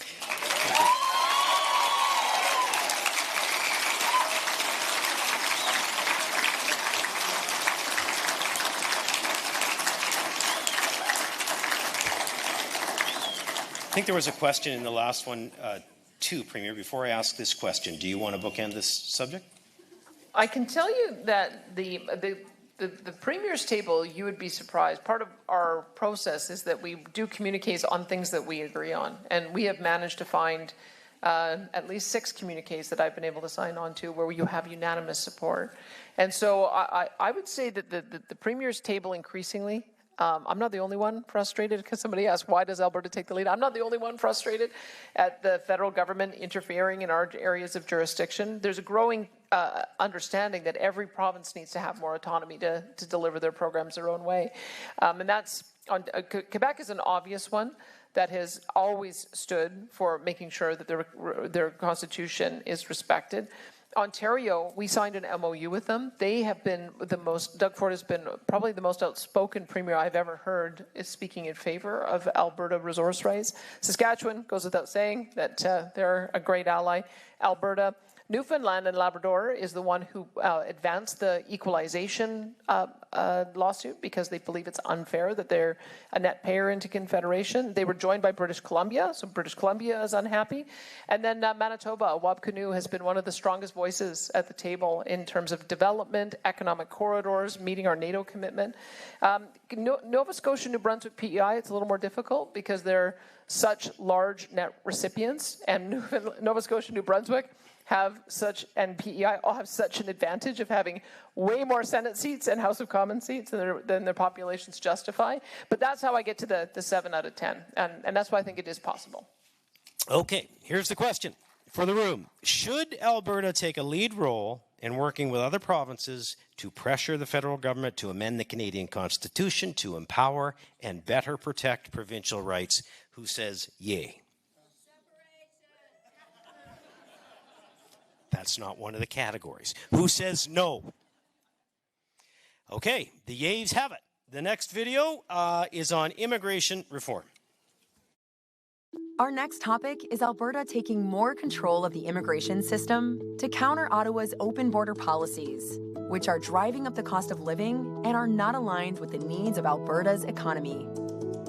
In just over 100 years, Alberta's population has grown from a few 100,000 farmers, ranchers, and First Nations peoples to a province of over 5 million, with one of the most prosperous economies in the world. This great success story would not have been possible without new Albertans moving here from all over the world. That is why Alberta has always welcomed newcomers looking to contribute to our province's economic success and unique culture. And we always will. However, as all Canadians intuitively understand, the number of newcomers entering the country each year needs to be sustainable, and everyone wanting to come should be committed to upholding the Canadian values of hard work, love of freedom, and peaceful coexistence. Sadly, Justin Trudeau's Liberals upended Canada's immigration system for over a decade by instituting an open borders policy that permitted millions to enter Canada each year, often without any sort of proper vetting, job prospects, or needed employment skills.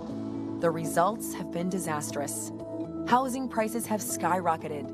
Unemployment keeps increasing as immigration outpaces job growth. And sadly, many of the divisions and disputes that plague other countries have begun making their way into ours. Further, Ottawa has ignored the request of Alberta to cut refugee claimants and student visas, and instead permit Alberta, like Quebec, to select a more sustainable and targeted number of economic migrants better able to contribute to our province's economy. What can Alberta do about the situation? Quite a bit, actually. You see, under the Constitution, immigration is a shared area of responsibility between the federal and provincial governments, which makes sense. Essentially, the federal government gets to decide who they let into Canada, but it's up to the provinces to provide the vast majority of the social programs that newcomers need. So obviously, we should have a say about who is coming here. If Alberta isn't satisfied with the number or economic qualifications of newcomers moving to our province, we may have the option to withhold provincial social programs to any non-citizen or non-permanent resident who does not have an Alberta-approved immigration status. This would likely encourage more sustainable numbers of immigration overall, while supporting the entry of newcomers that can contribute to our provincial economy. If Alberta went this direction, Ottawa could decide to fight Alberta on this issue in the courts, and there would be some additional costs in taking a more hands-on approach to immigration. However, much, if not all of that cost, could be offset in corresponding savings to our social programs. So, should Alberta take more control of the immigration system in this way, or continue with the status quo? And how can our province convince Ottawa to act more responsibly with their immigration policies in the future? We have the chair of the Premier's Council on Multiculturalism with us on the panel, and so I'd like to start there. But before I do, sometimes when we have this topic, people somehow confuse that, you know, this is not fair to newcomers, that somebody's speaking down to immigrants. Not at all, okay? Talking about numbers and speed and all those things, let's have a great discussion on that and what we might do differently. And Samita, as a first-generation Canadian, can you explain what it was like when you arrived and what your thoughts are on our immigration system currently? Thank you, Bruce. Yes, I do have a little story to share with you and some thoughts as well. Alberta isn't just where I live. It's where my family found a future. I came here with my husband and 2 kids. Like so many others, full of hope, but carrying our share of uncertainty. Alberta welcomed us. We found work, a home we could afford, and a community that made us feel we belonged. We arrived with dreams, and Alberta gave us the chance to make them real. Now, thousands more are coming with the same hopes. That's something to celebrate, but it also means we must act. In the last 2 years alone, Albertans saw the highest interprovincial migration in over half a century. And while that speaks to our province's promise, it also raises a difficult question. When Alberta becomes unaffordable, as it slowly is for our children, where do we turn? Rents are rising, schools are full, and jobs are harder to find. Growth is great, but only when guided by care. This isn't about blame, it's about balance. And it's about asking, where do we go from here when Alberta becomes unaffordable? How do our children and our grandchildren carve out their future if the very promise that brought us here begins to slip away? Let's together, ladies and gentlemen, build an Alberta that stays true to its promise, a place where opportunity and belonging go hand in hand, a place where families thrive, newcomers are welcomed, and future generations can still call it home. And that's my thought and my story. Thank you, Samita. You want to start, sir? Hi, thank you. Dennis Chinner. I had the privilege as a Rotary member in the city of Lethbridge to be able to help the Ukrainian community when they started to come to Lethbridge. Some quick statistics. Our club sponsored about 100, or helped about 115 families. There's about 1,100 Ukrainians in Lethbridge, new residents. There's about 64,500 in Alberta, and I believe it's just short of 400,000 in Canada now.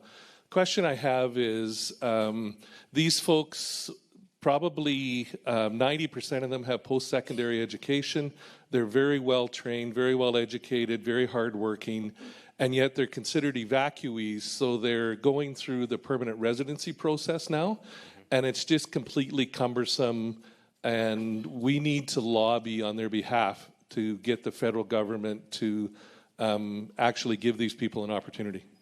Dennis, thanks for everything you're doing there. I know the Premier wants to speak to this one because it's amazing what the province has done. It's extraordinary, and I think credit to the leadership, I think, of Ed Stelmach and former Deputy Premier Thomas Lukasik, who worked with our government to develop a network of 200 different organizations that were able to provide not only information but also supports so that people could get on their feet very quickly. One of the things about that is when we looked at I think the last numbers I saw were that there were 70,000 evacuees who came here, and we looked at how many were on social programs, and it was less than 2,000. And that to me is really the spirit of what we're trying to do with our programs, is that we bring people in who are a good fit for our economy. They're taxpayers immediately. And then because they're taxpayers, then they're also helping to generate the revenue to pay for the social services. It actually is an amazing success story. So what would it mean if we took over immigration? Well, if we were able to do our labor market evaluations ourselves rather than Ottawa, and then issue work permits ourselves rather than Ottawa, and then have a provincial permanent resident nominee in the same numbers that Quebec does the 55% of the nominees, then we would be able to address those issues. Right now the feds don't allow us to do our labor market opinion, don't allow us to issue work permits, and then only allow us to choose 4,800 permanent residents. And our program is oversubscribed for the reason that you said.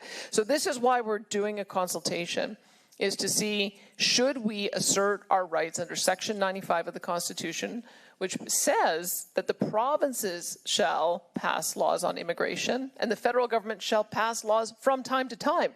So we've reversed it on its head. The federal government passes laws all the time, and then we end up not being able to match. So I would say that would be one of the big priorities, because they're coming up for renewal in March as well. I don't know if the conflict is going to end. Many might want to go home, but after 3 years now, I think many want to stay and become permanent. So very much on my radar. I know that this is going to be sort of the crunch time to see how much control we can get over managing that process, and it'll come up very soon. All right, let's go over to this microphone. Hi, Cheryl Wright here. You had said you wanted some solutions. Well, I'm going to give you a solution with immigration and education, which is coming up right now. If you are not a Canadian citizen, education is not free. So the $12,000 plus that you just quoted, it costs every student to be educated. If you're not a Canadian citizen, you better pay out of pocket. It should not come out of my pocket. And you can't say, oh, they don't have any money. I believe $80,000 out of my pocket is going in their pocket. So yes, they do have the money. And not only are you paying the $12,000 plus, but if you're an ESL student, you're paying for that EA as well. If you're an ADD student, you're paying for that as well. Enough out of my pocket. If you come into this like my great-grandparents did, and they didn't get a dime, you don't either. You pay for it. It's not free. Thank you. This is probably a good time to say, how are things different than they used to be? Another first-generation Canadian family panelist, Dr. Benny Zhu, a bit about your story and what it's like today by comparison. Thank you, Bruce. I come from a traditional Chinese medicine family. 33 years ago, Canada welcomed us, and we are still grateful. So back then, acupuncture was almost unheard of, and today it's regulated health profession under the Health Professions Act. So back then, immigration focus really that there was a lot of programs, to help newcomers to settle in, and in return, newcomers can contribute back to their communities. It feels like almost like a partnership. So today, immigration looks totally different. Even with ongoing efforts and many programs helping newcomers, for whatever reason, many newcomers cannot find jobs they were trained for, and employers still facing shortages on certain workers because there's just not enough people. So there's clearly a disconnect, between the who's coming to Canada and what Canada actually needs, at least who's coming to Alberta and what Alberta needs, is a clear disconnect. So, I think maybe it's time for immigration policies to get smart again. It's just not smart enough, and we need a system where everybody wins. Yep, for sure. Thank you. I just want to let you all know, if somebody could turn the heat up in here, it's freezing up here. We start here. As a young person in Alberta, I was very happy to see that this morning the Premier announced the changes towards hiring youth in Alberta, that we've dedicated $8 million towards that. I was just wondering, is there anything we could do to perhaps punish businesses that are abusing the temporary foreign workers program and not hiring Albertans who are trying to find jobs? Do you know what I'm hearing, Premier? Frustration over what we can and can't control. What can we do? Well, I have to say I'm inclined to agree with the Conservative opposition leader that the program needs to be dismantled and then brought back in a form that makes sense. And one of the things that makes sense with temporary foreign workers is the seasonal workers who are in the agriculture sector. Down in my area in Brooks, they've actually used it pretty well, where they have work permits that then offer a pathway to permanent citizenship, which I think protects the worker if they're going to be ultimately a Canadian citizen. And it also allows for those to come here and see if the work and the environment is one that they want to stay in. But the expansion of the program into low salaried jobs has crowded out a lot of young people. We're hearing it all over. I don't know, maybe someone here will share your story, but almost every event we've gone to, we've heard of somebody saying, my grandchild or my child has to put out dozens of resumes and is not even getting a call back.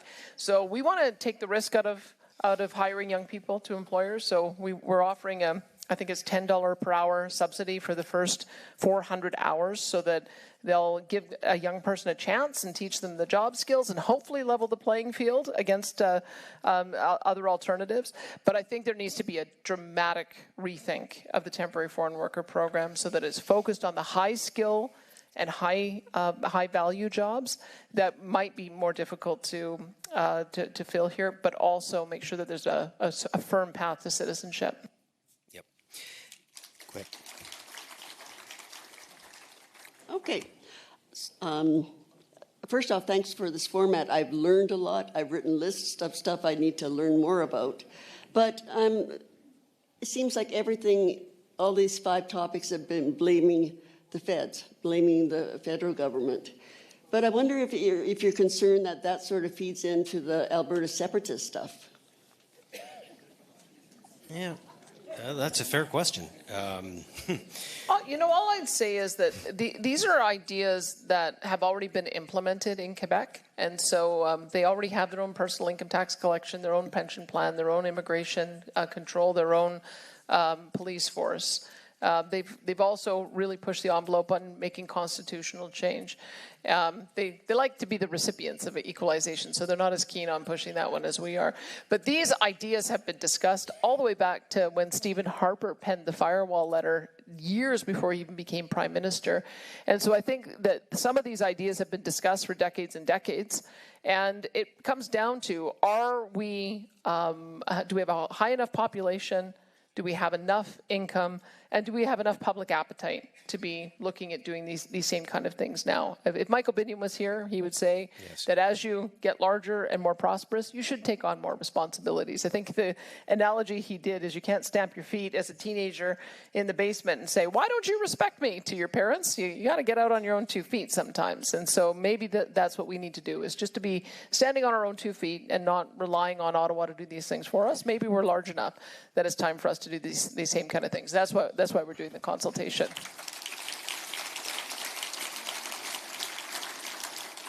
Go ahead. Good evening. Go ahead, ma'am. Thank you. I have a couple of things here. Thanks. I'm not so tall. I am an immigrant. You can tell by my accent, I'm sure. But we immigrated here a gazillion years ago, and I am thankful that this province and this country opened its arms to my family as political, not refugees, but we were political exiles. Anyways, my son is first-generation Canadian. He's a teenager, and I just want to kind of go back to what you were talking about, Premier. He is finding it so difficult to find an entry-level job. And as you already mentioned, other families have mentioned this before, but he has submitted so many resumes, and again, to entry-level jobs, and does not get a call back. And I don't know if this is tied into immigration or not, but these entry-level jobs that we see, it seems like they're mostly taken by immigrants, and I'm not trying to slam immigrants because, like I said, I'm one myself, but yep. I'm finding it very, very difficult. And I know that the UCP government, you increased your numbers of nominations through your Alberta Advantage immigration program, and we have seen more immigration in the last few years under your government. And I'm just wondering how you're going to change things so that my son can find a job. Thank you. Thank you. So, Premier, I don't know if you touched on this, but as you addressed that, did you mention the numbers already? Because I was multitasking. I'll see if I can try to put it into some context, because I think all of us remember a time when immigration worked really well, and that was in the sort of 2009 to 2019 era, where Canada brought in about 300,000 newcomers a year, so about 0.6% of the population.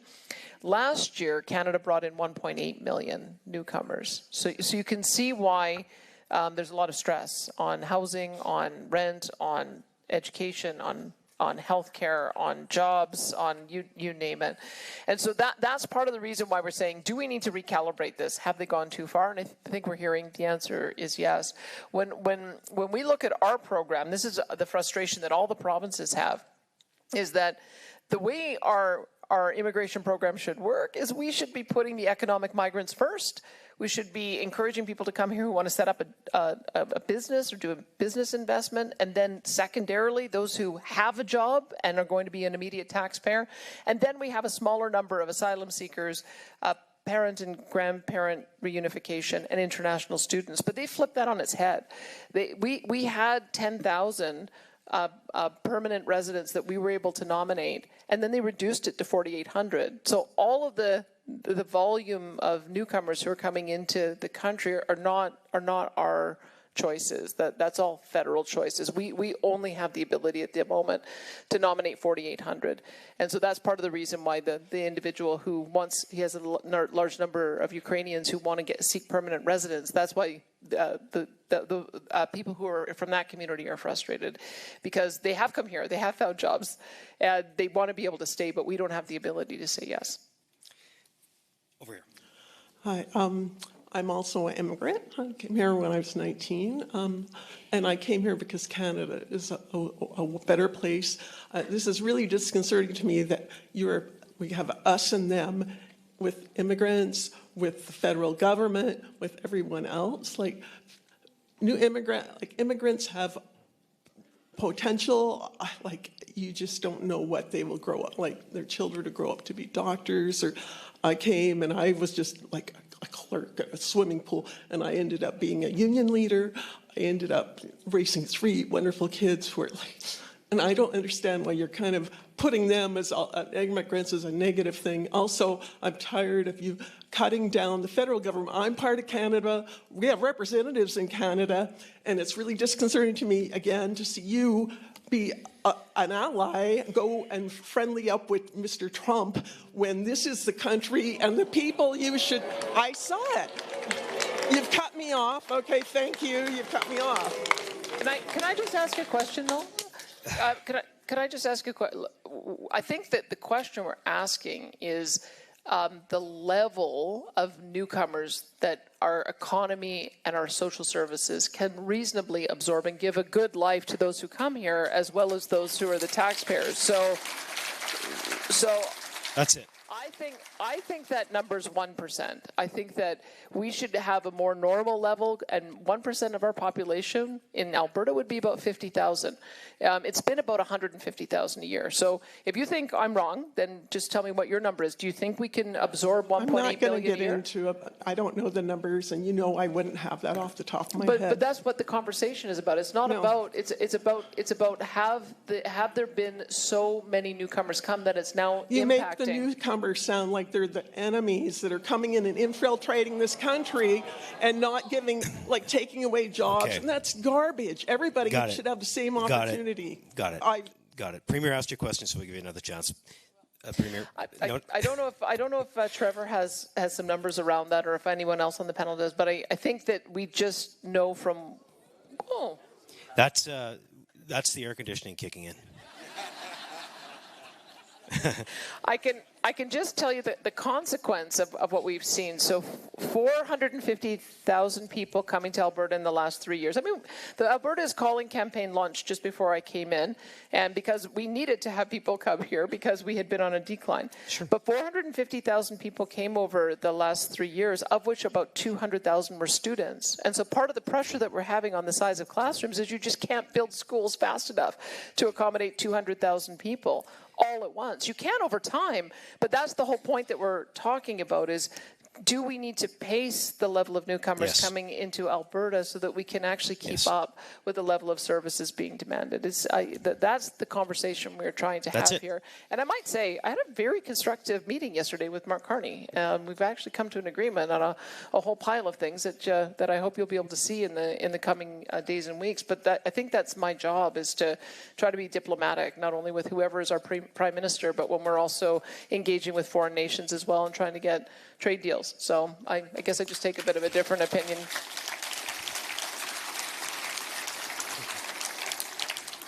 Premier's kind of like having a co-host for me. She's great. Go ahead. Awesome.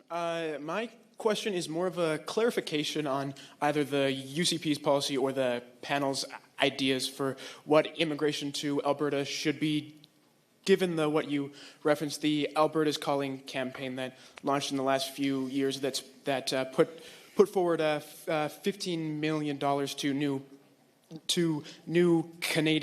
to people moving to Alberta. That really the only qualification was that they worked in one of, I don't remember the number, but a bunch of trades. Excuse my stutter. I do have that. Sorry. And then when given the numbers on Alberta's own website that shows immigration down 31% in the last 2 years, I'm curious why now would be the time to put the kibosh on it, when in the last few years have been all about bringing people to Alberta. It's a good. It is a good question. I think the campaign was launched at a time when there was an expectation that we were still at those regular levels of immigration. Because remember, there was a disruption because of COVID. And I think maybe that's what happened, is that because there were fewer people coming in those 2 COVID years, perhaps it's the federal government wanted to increase the number. But I guess that's the question, is, did they increase too quickly?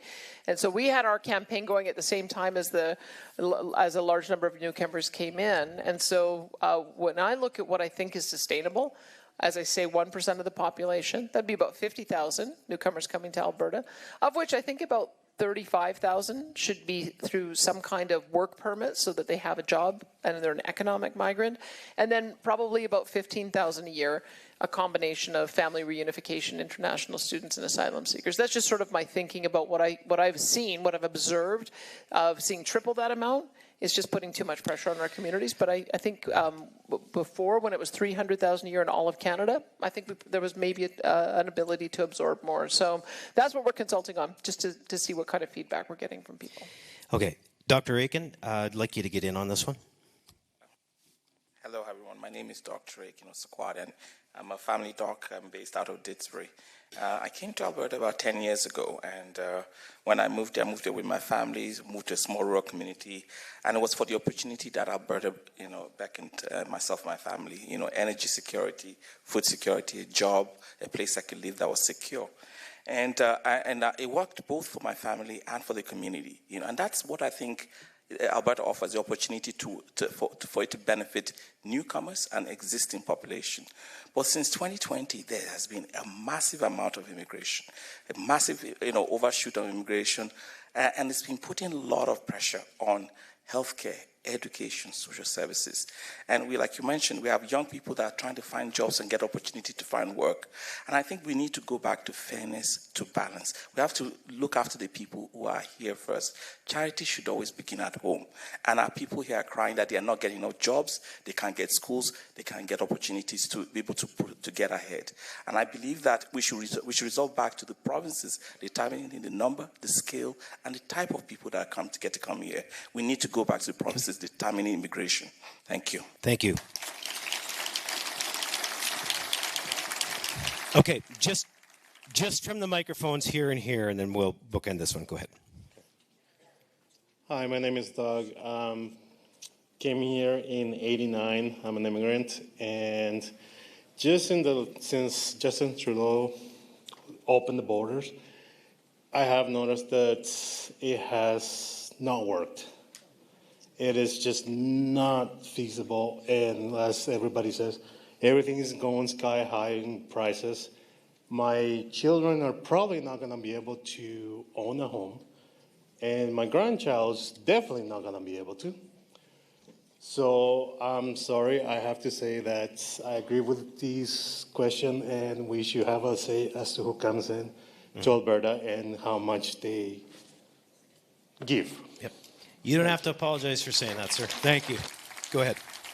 Hi, I'm Rhonda, and I work in healthcare, so of course I'm a little leery of all this tonight. I voted all across the board my whole life. Did not vote UCP this time, would never vote UCP again. When I listen to your stories, it sounds to me like you're pulling up the ladder behind you. Okay, you've had a great time yourself, but this is it now. We're not going to look at any other things we can do. Every country is facing trouble with immigration right now. As we send bombs around and other countries are having wars, famines, and we want to say, oh, I'm sorry, look, our kids don't have $1 million house. Our house, we have to live in a condo or a duplex, but lots of kids don't have food, they don't have housing, and we feel like we have to keep our Alberta privilege up high. That's all I have to say. Everybody here, other than the Indigenous people, are immigrants from at one point in time. Okay. And we feel we can pull the ladder up behind us. Thank you. Okay, here's the question. Should Alberta take more control of the immigration system to counter Ottawa's open border policies? Who says yay? Okay, and who says nay? Okay, if we didn't get to you, you can get up for the last segment. But first, here is the last video on provincial tax collection. Our next topic is the option of Alberta collecting all provincial personal income taxes, rather than having Ottawa do it for us. Today, when Albertans file and pay their personal income taxes, they do so through the Canada Revenue Agency, which then remits the provincial portion of those personal income taxes back to the provincial government. However, Alberta businesses file and pay their provincial corporate taxes directly to the provincial government. Quebec does it differently. They collect both personal and corporate income taxes directly from Quebecers, bypassing the CRA altogether. What if Alberta did the same? There would definitely be startup and ongoing administration costs, but it would also mean bringing good-paying jobs to Alberta instead of funding federal employees in other parts of the country. Under Canada's Constitution, levying and collecting taxes is an area of provincial jurisdiction, and Alberta could transition over the coming years to collecting our personal income taxes, as we do with corporate taxes now. So what are some of the benefits to Alberta collecting its own personal income taxes? 1, better provincial tax policy. Currently, Alberta sets its own tax rates and credits, but definitions and treatments of income are still largely tied to federal rules, which limits our flexibility to implement more effective and competitive tax policy. We saw this recently when the federal government changed the rules on capital gains for doctors and other professionals, and Alberta was effectively forced to follow those same rules as it related to provincial personal income taxes. If Alberta were to collect its own taxes, we could tailor our entire tax framework to better reflect our economic realities and provincial policy goals, while declining federal changes to certain portions of tax policies that detrimentally affect provincial income tax policy.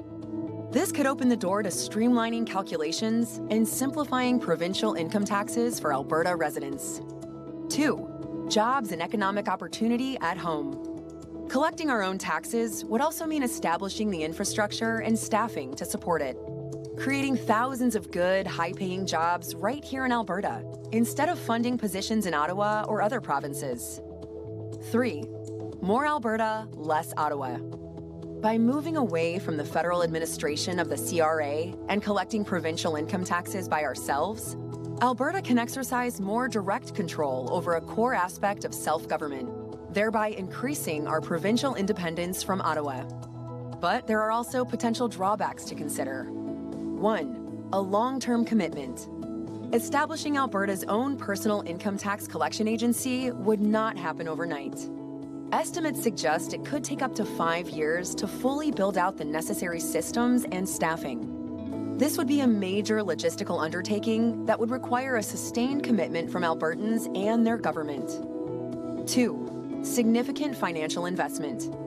The estimated cost to implement Alberta's own tax agency ranges from $750 million to $1.5 billion over several years. Once operational, the system could cost up to $750 million annually and require hiring as many as 5,000 new public employees. These are substantial expenses that must be weighed against the benefits. 3, potential for added complexity. There are also practical implications for taxpayers and businesses. Albertans would need to file separate federal and provincial tax forms, although online filing would likely ease that burden. There may also be increased complexities for businesses and Albertans working in different provinces throughout the year. Now, tell us what you think about the idea of Alberta collecting its own personal income taxes.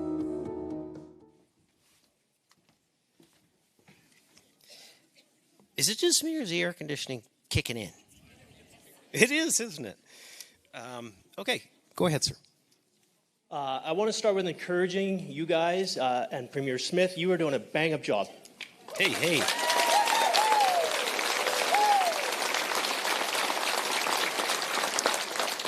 And I think there's a chance you could make a fine president for a new sovereign nation.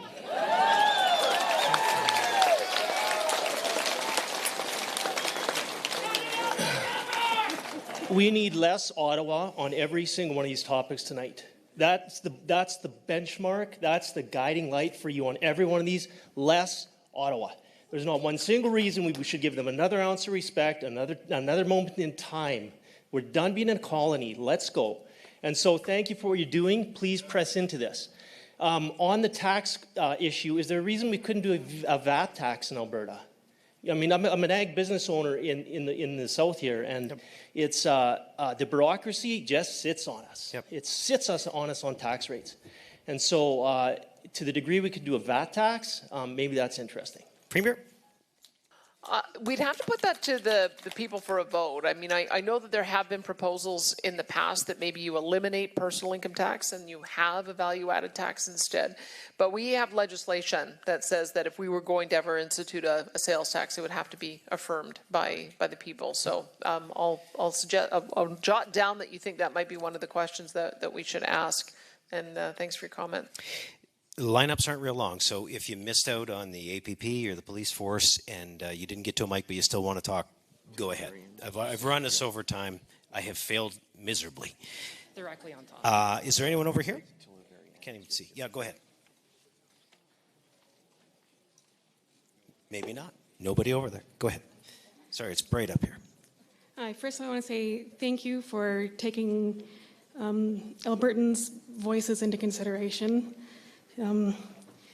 I agree that Alberta should have more control over our taxing. I worked in accounting, and one of my main jobs was to do the underutilized housing tax, which was a failure. The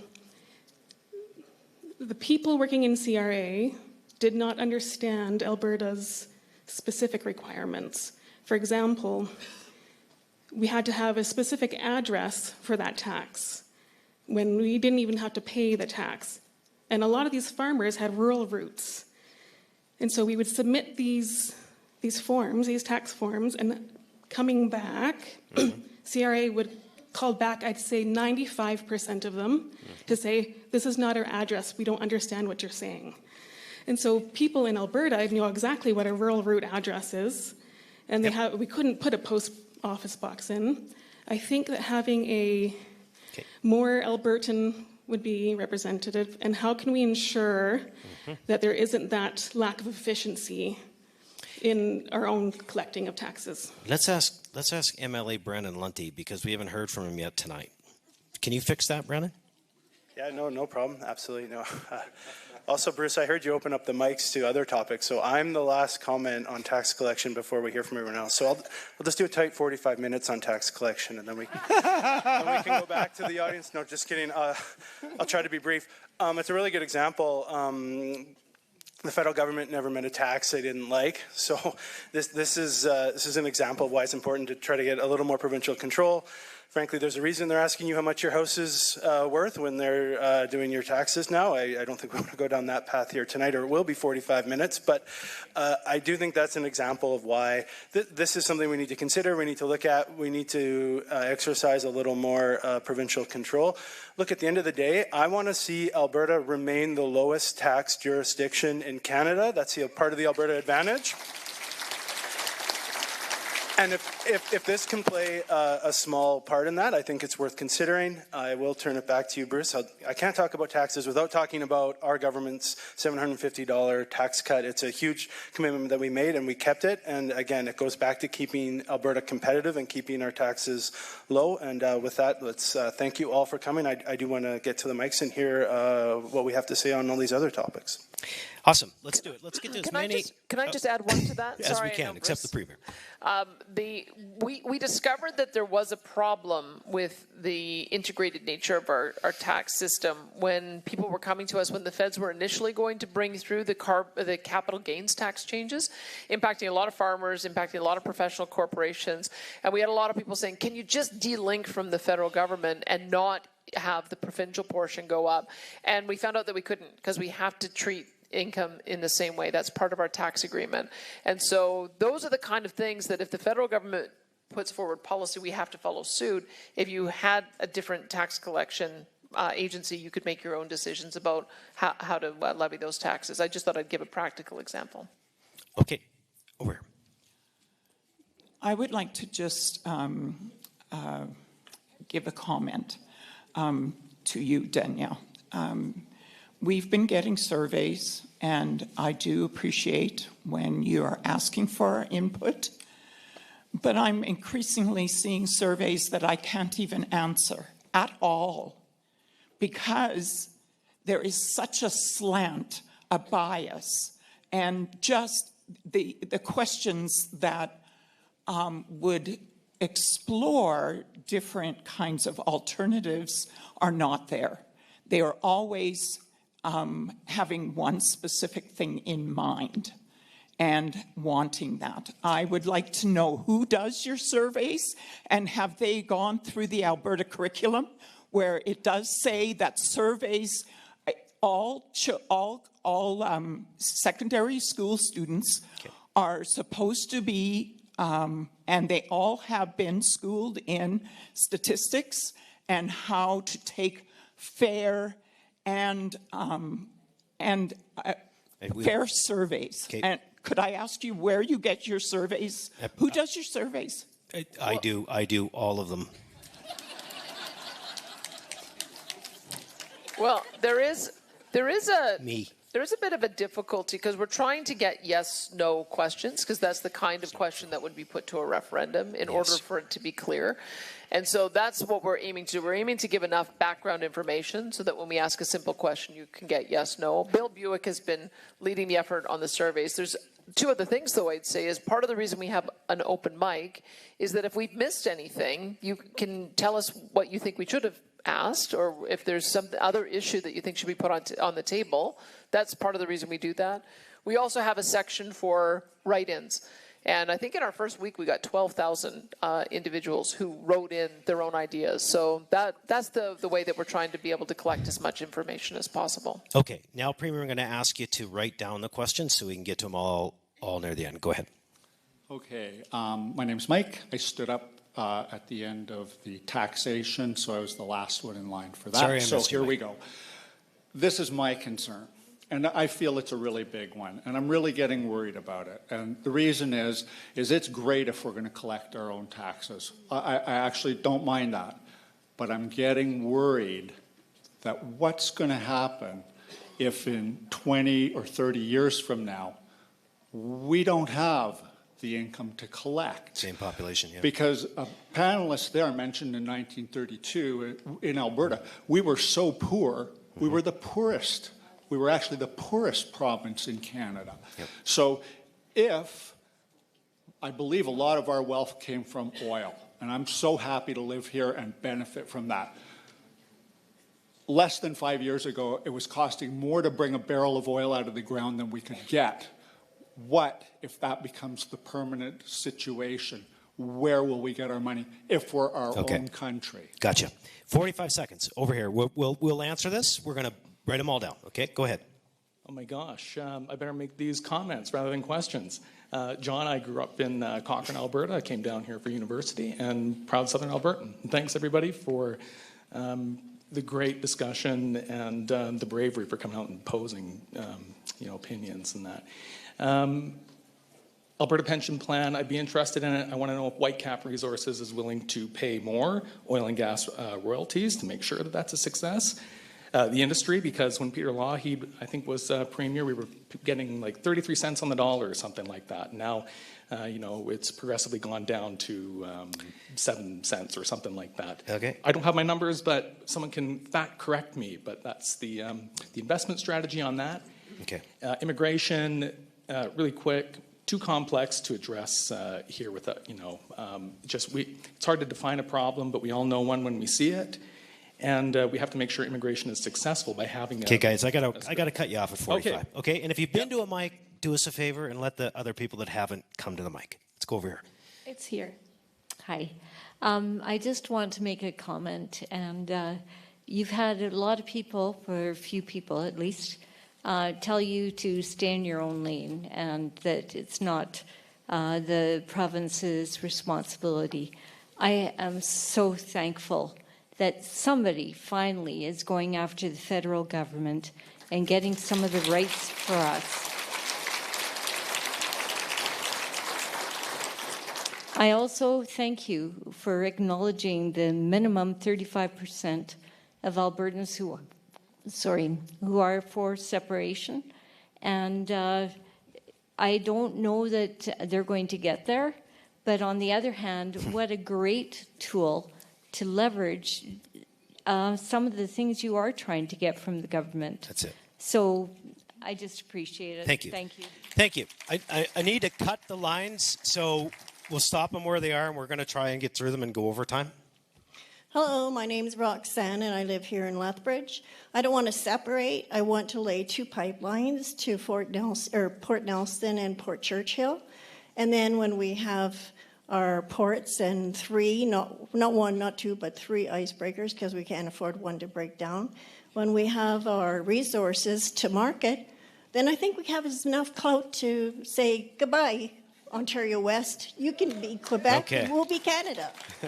Thank you. Thank you. Go ahead, sir. Yeah. Fast remark first, and then the question. I'm Professor Tony Hall, and I've been looking at the history and discovering it's very clear that the parts of Canada that used to be called Rupert's Land and then used to be called Northwest Territories have ever since been treated in a colonial approach. The older polities like Upper Canada, Lower Canada, Nova Scotia, New Brunswick, and BC, which existed before 1867, they get different treatment, and they are used to not being colonies. So we have been colonized to this day. The question is, we need to pull together. And this is a future-oriented question. There's a person called, and I won't give the background, William Makis. William Makis.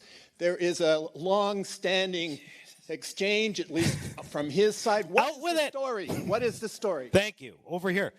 Hi. Nadine Lewis. I drove a couple of hours to be here tonight because I felt that it was important to, number one, acknowledge Bruce, who makes me laugh every time I... Pardon me. Got to be good at something. Every time I have watched the Alberta Next Panel, and I have to tell you, it's very important. I did the questionnaire before I started watching the panels, and one mistake that was. I hope I can have the opportunity to go back. I have learned so much, and I've shared so much information after watching every panel. Fantastic. Can I just say, you are by far my favorite of the entire evening. Go over here. Let's go over here. Hi, thanks. I just want some help understanding why I would trust you with my tax dollars or my pension or my safety or any of the other things that you've said that Alberta should be in charge of. It's not Alberta, it's this political party and this ideology. If it was a different party in charge, you would not be asking to give you the power over all of those things. You don't even deserve the trust from this process. You have a biased moderator. The questions are manipulative. The videos are manipulative. Oh, we're respectful, hey? And there goes the mic. And there you have it. They're using you to fool you. Thank you. Congratulations. Thank you. Over here. Okay, my name is Alan. My wife and I are guardians for a disabled adult. He had a medical situation at 6 months old. He's not capable of work in any way, shape, or form. In October, you're going to cut his age by $200 because the feds gave you $200. Please don't do that. Thanks, Alan. Over here. Thanks, Danielle, for all you do, and you're really funny. I like it. Just a couple questions. How would the APP ensure that we don't have the same operating costs as CPP? And is there a way we could put it into the private sector instead of being government run?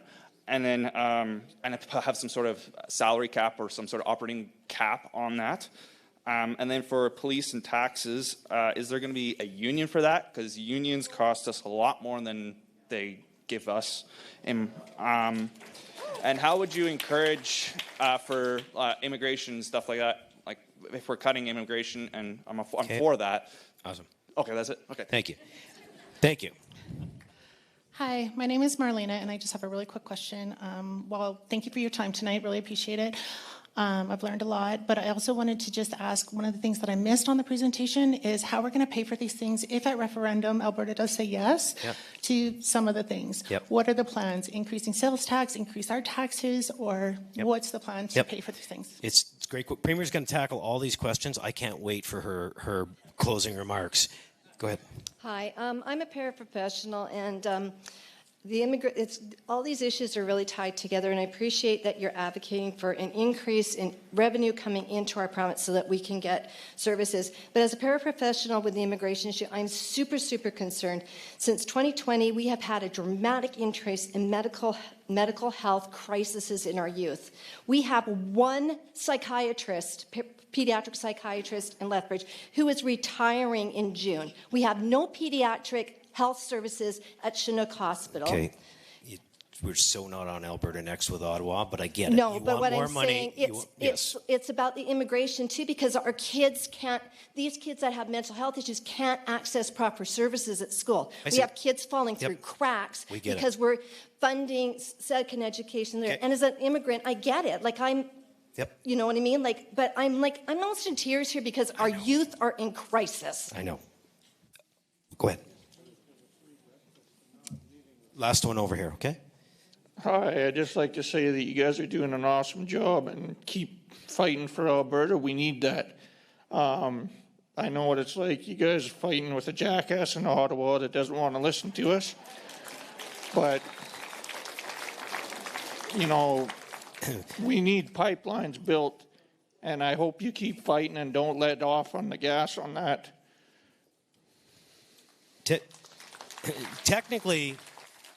Technically, jackass isn't a swear word, right? Last one over here. No pressure, no pressure. I just want to say, thank you for coming out and hearing everybody. I'm consider myself a fiscal conservative, but unfortunately I work in the nonprofit sector, so I'm one of the ones that gets fiscally conservative.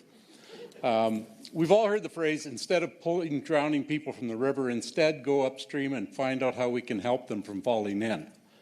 Across Canada, the number of children and youth requiring mental health and special education services has grown significantly, with schools and social services facing mounting costs to provide adequate support. In some cases, special needs programs cost between $20,000 and $100,000 annually per student, and public systems are struggling. Given this trend, how will Alberta shift toward a proactive preventive model that invests in children and families, especially disabilities, before needs escalate into costly? Can this government lead with upstream solutions rather than downstream crisis? Awesome. Okay. So I'd like to do something a little bit unconventional.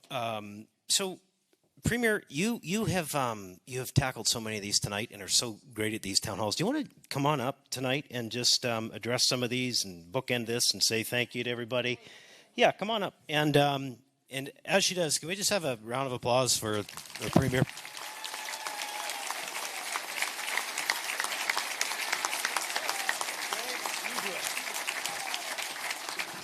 Oh boy. Well, I have a lot of questions that I'm going to try to answer here. I hope I can. I guess maybe just from a high level, these things are all linked. The issues that we're having with Ottawa and our inability over the past 10 years to get all of the pipelines built that we know the private sector wanted to build. If we had built Northern Gateway, if we had built Energy East, if we had built the Keystone XL pipeline, we would have 2.5 million more barrels per day of production, which would be generating $55 billion worth of revenue. The governments take about 40% of that, so you can do the math, and feds and us split it about half. So that might have been $10 billion additional dollars in revenue, which would go a long way to address the pressures that we have of building schools and hospitals, roads, dealing with mental health issues. And so that's why it's frustrating for us to have seen the economic loss of the last 10 years. And we just don't want to see any more economic loss over the next 10 years. And we do have, and I should just let you know, I've talked to the energy companies, there's at least 2 million barrels a day of egress they're talking about going south. If we can get another barrel per day pipeline going to Prince Rupert, another million barrel per day pipeline going to Churchill, then we'll double our production, which then also benefits us and benefits Ottawa. And I think a lot of problems get solved when people are feeling like they've got good jobs, they can take care of themselves, their families, their communities, and when governments have enough money to pay for the social needs that just inevitably develop when you have large and complex societies. So that's why I would say all of these are related. When people say stay in our own lane, well, these are our lanes. This is our lanes. If you look at the Constitution, Quebec is the only one who is, I think, fully exercising all of its area of constitutional authority. And there's lots of reasons we haven't, but that's the question. Should we now? Would we be better off now? And that, I think, is why we're having this question with you. How do we pay for everything? So I mentioned pipelines. I think that's one part of it. But we also know that if we could just align our areas of spending authority with our taxation, and the feds would align with theirs. I think the video suggested 60-40, but I had a chance to sit next to Trevor Toome, and he said it's actually our areas of constitutional responsibility are really expensive. It's actually about 70% of all the tax dollars that are spent on health services, education services, social services, and the feds' area of responsibility is only about 30%. And yet, as you've seen, it's flipped. So they're taxing more than they need to, and then dribbling some of it back, and not dribbling back enough for us to be able to meet the needs of our expanding population and their expanding needs. So that's what's created, I think, the tension. If we're all doing well, I think that that Albertans are just perfectly happy helping out their fellow citizens.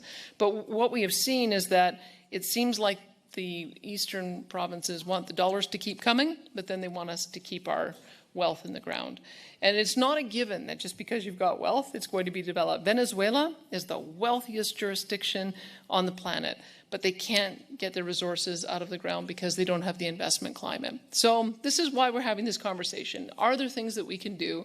And we're going to continue to work with our federal counterparts to try to address some of these things so that we're also able to develop our resources again. But are we at a point now where we should be taking care of more of this business. I happen to think yes. I know that there's a bit of a mixed view in the room, but we are delighted that you took part in the conversation this evening, and we're looking forward to seeing you again. Thanks for your feedback.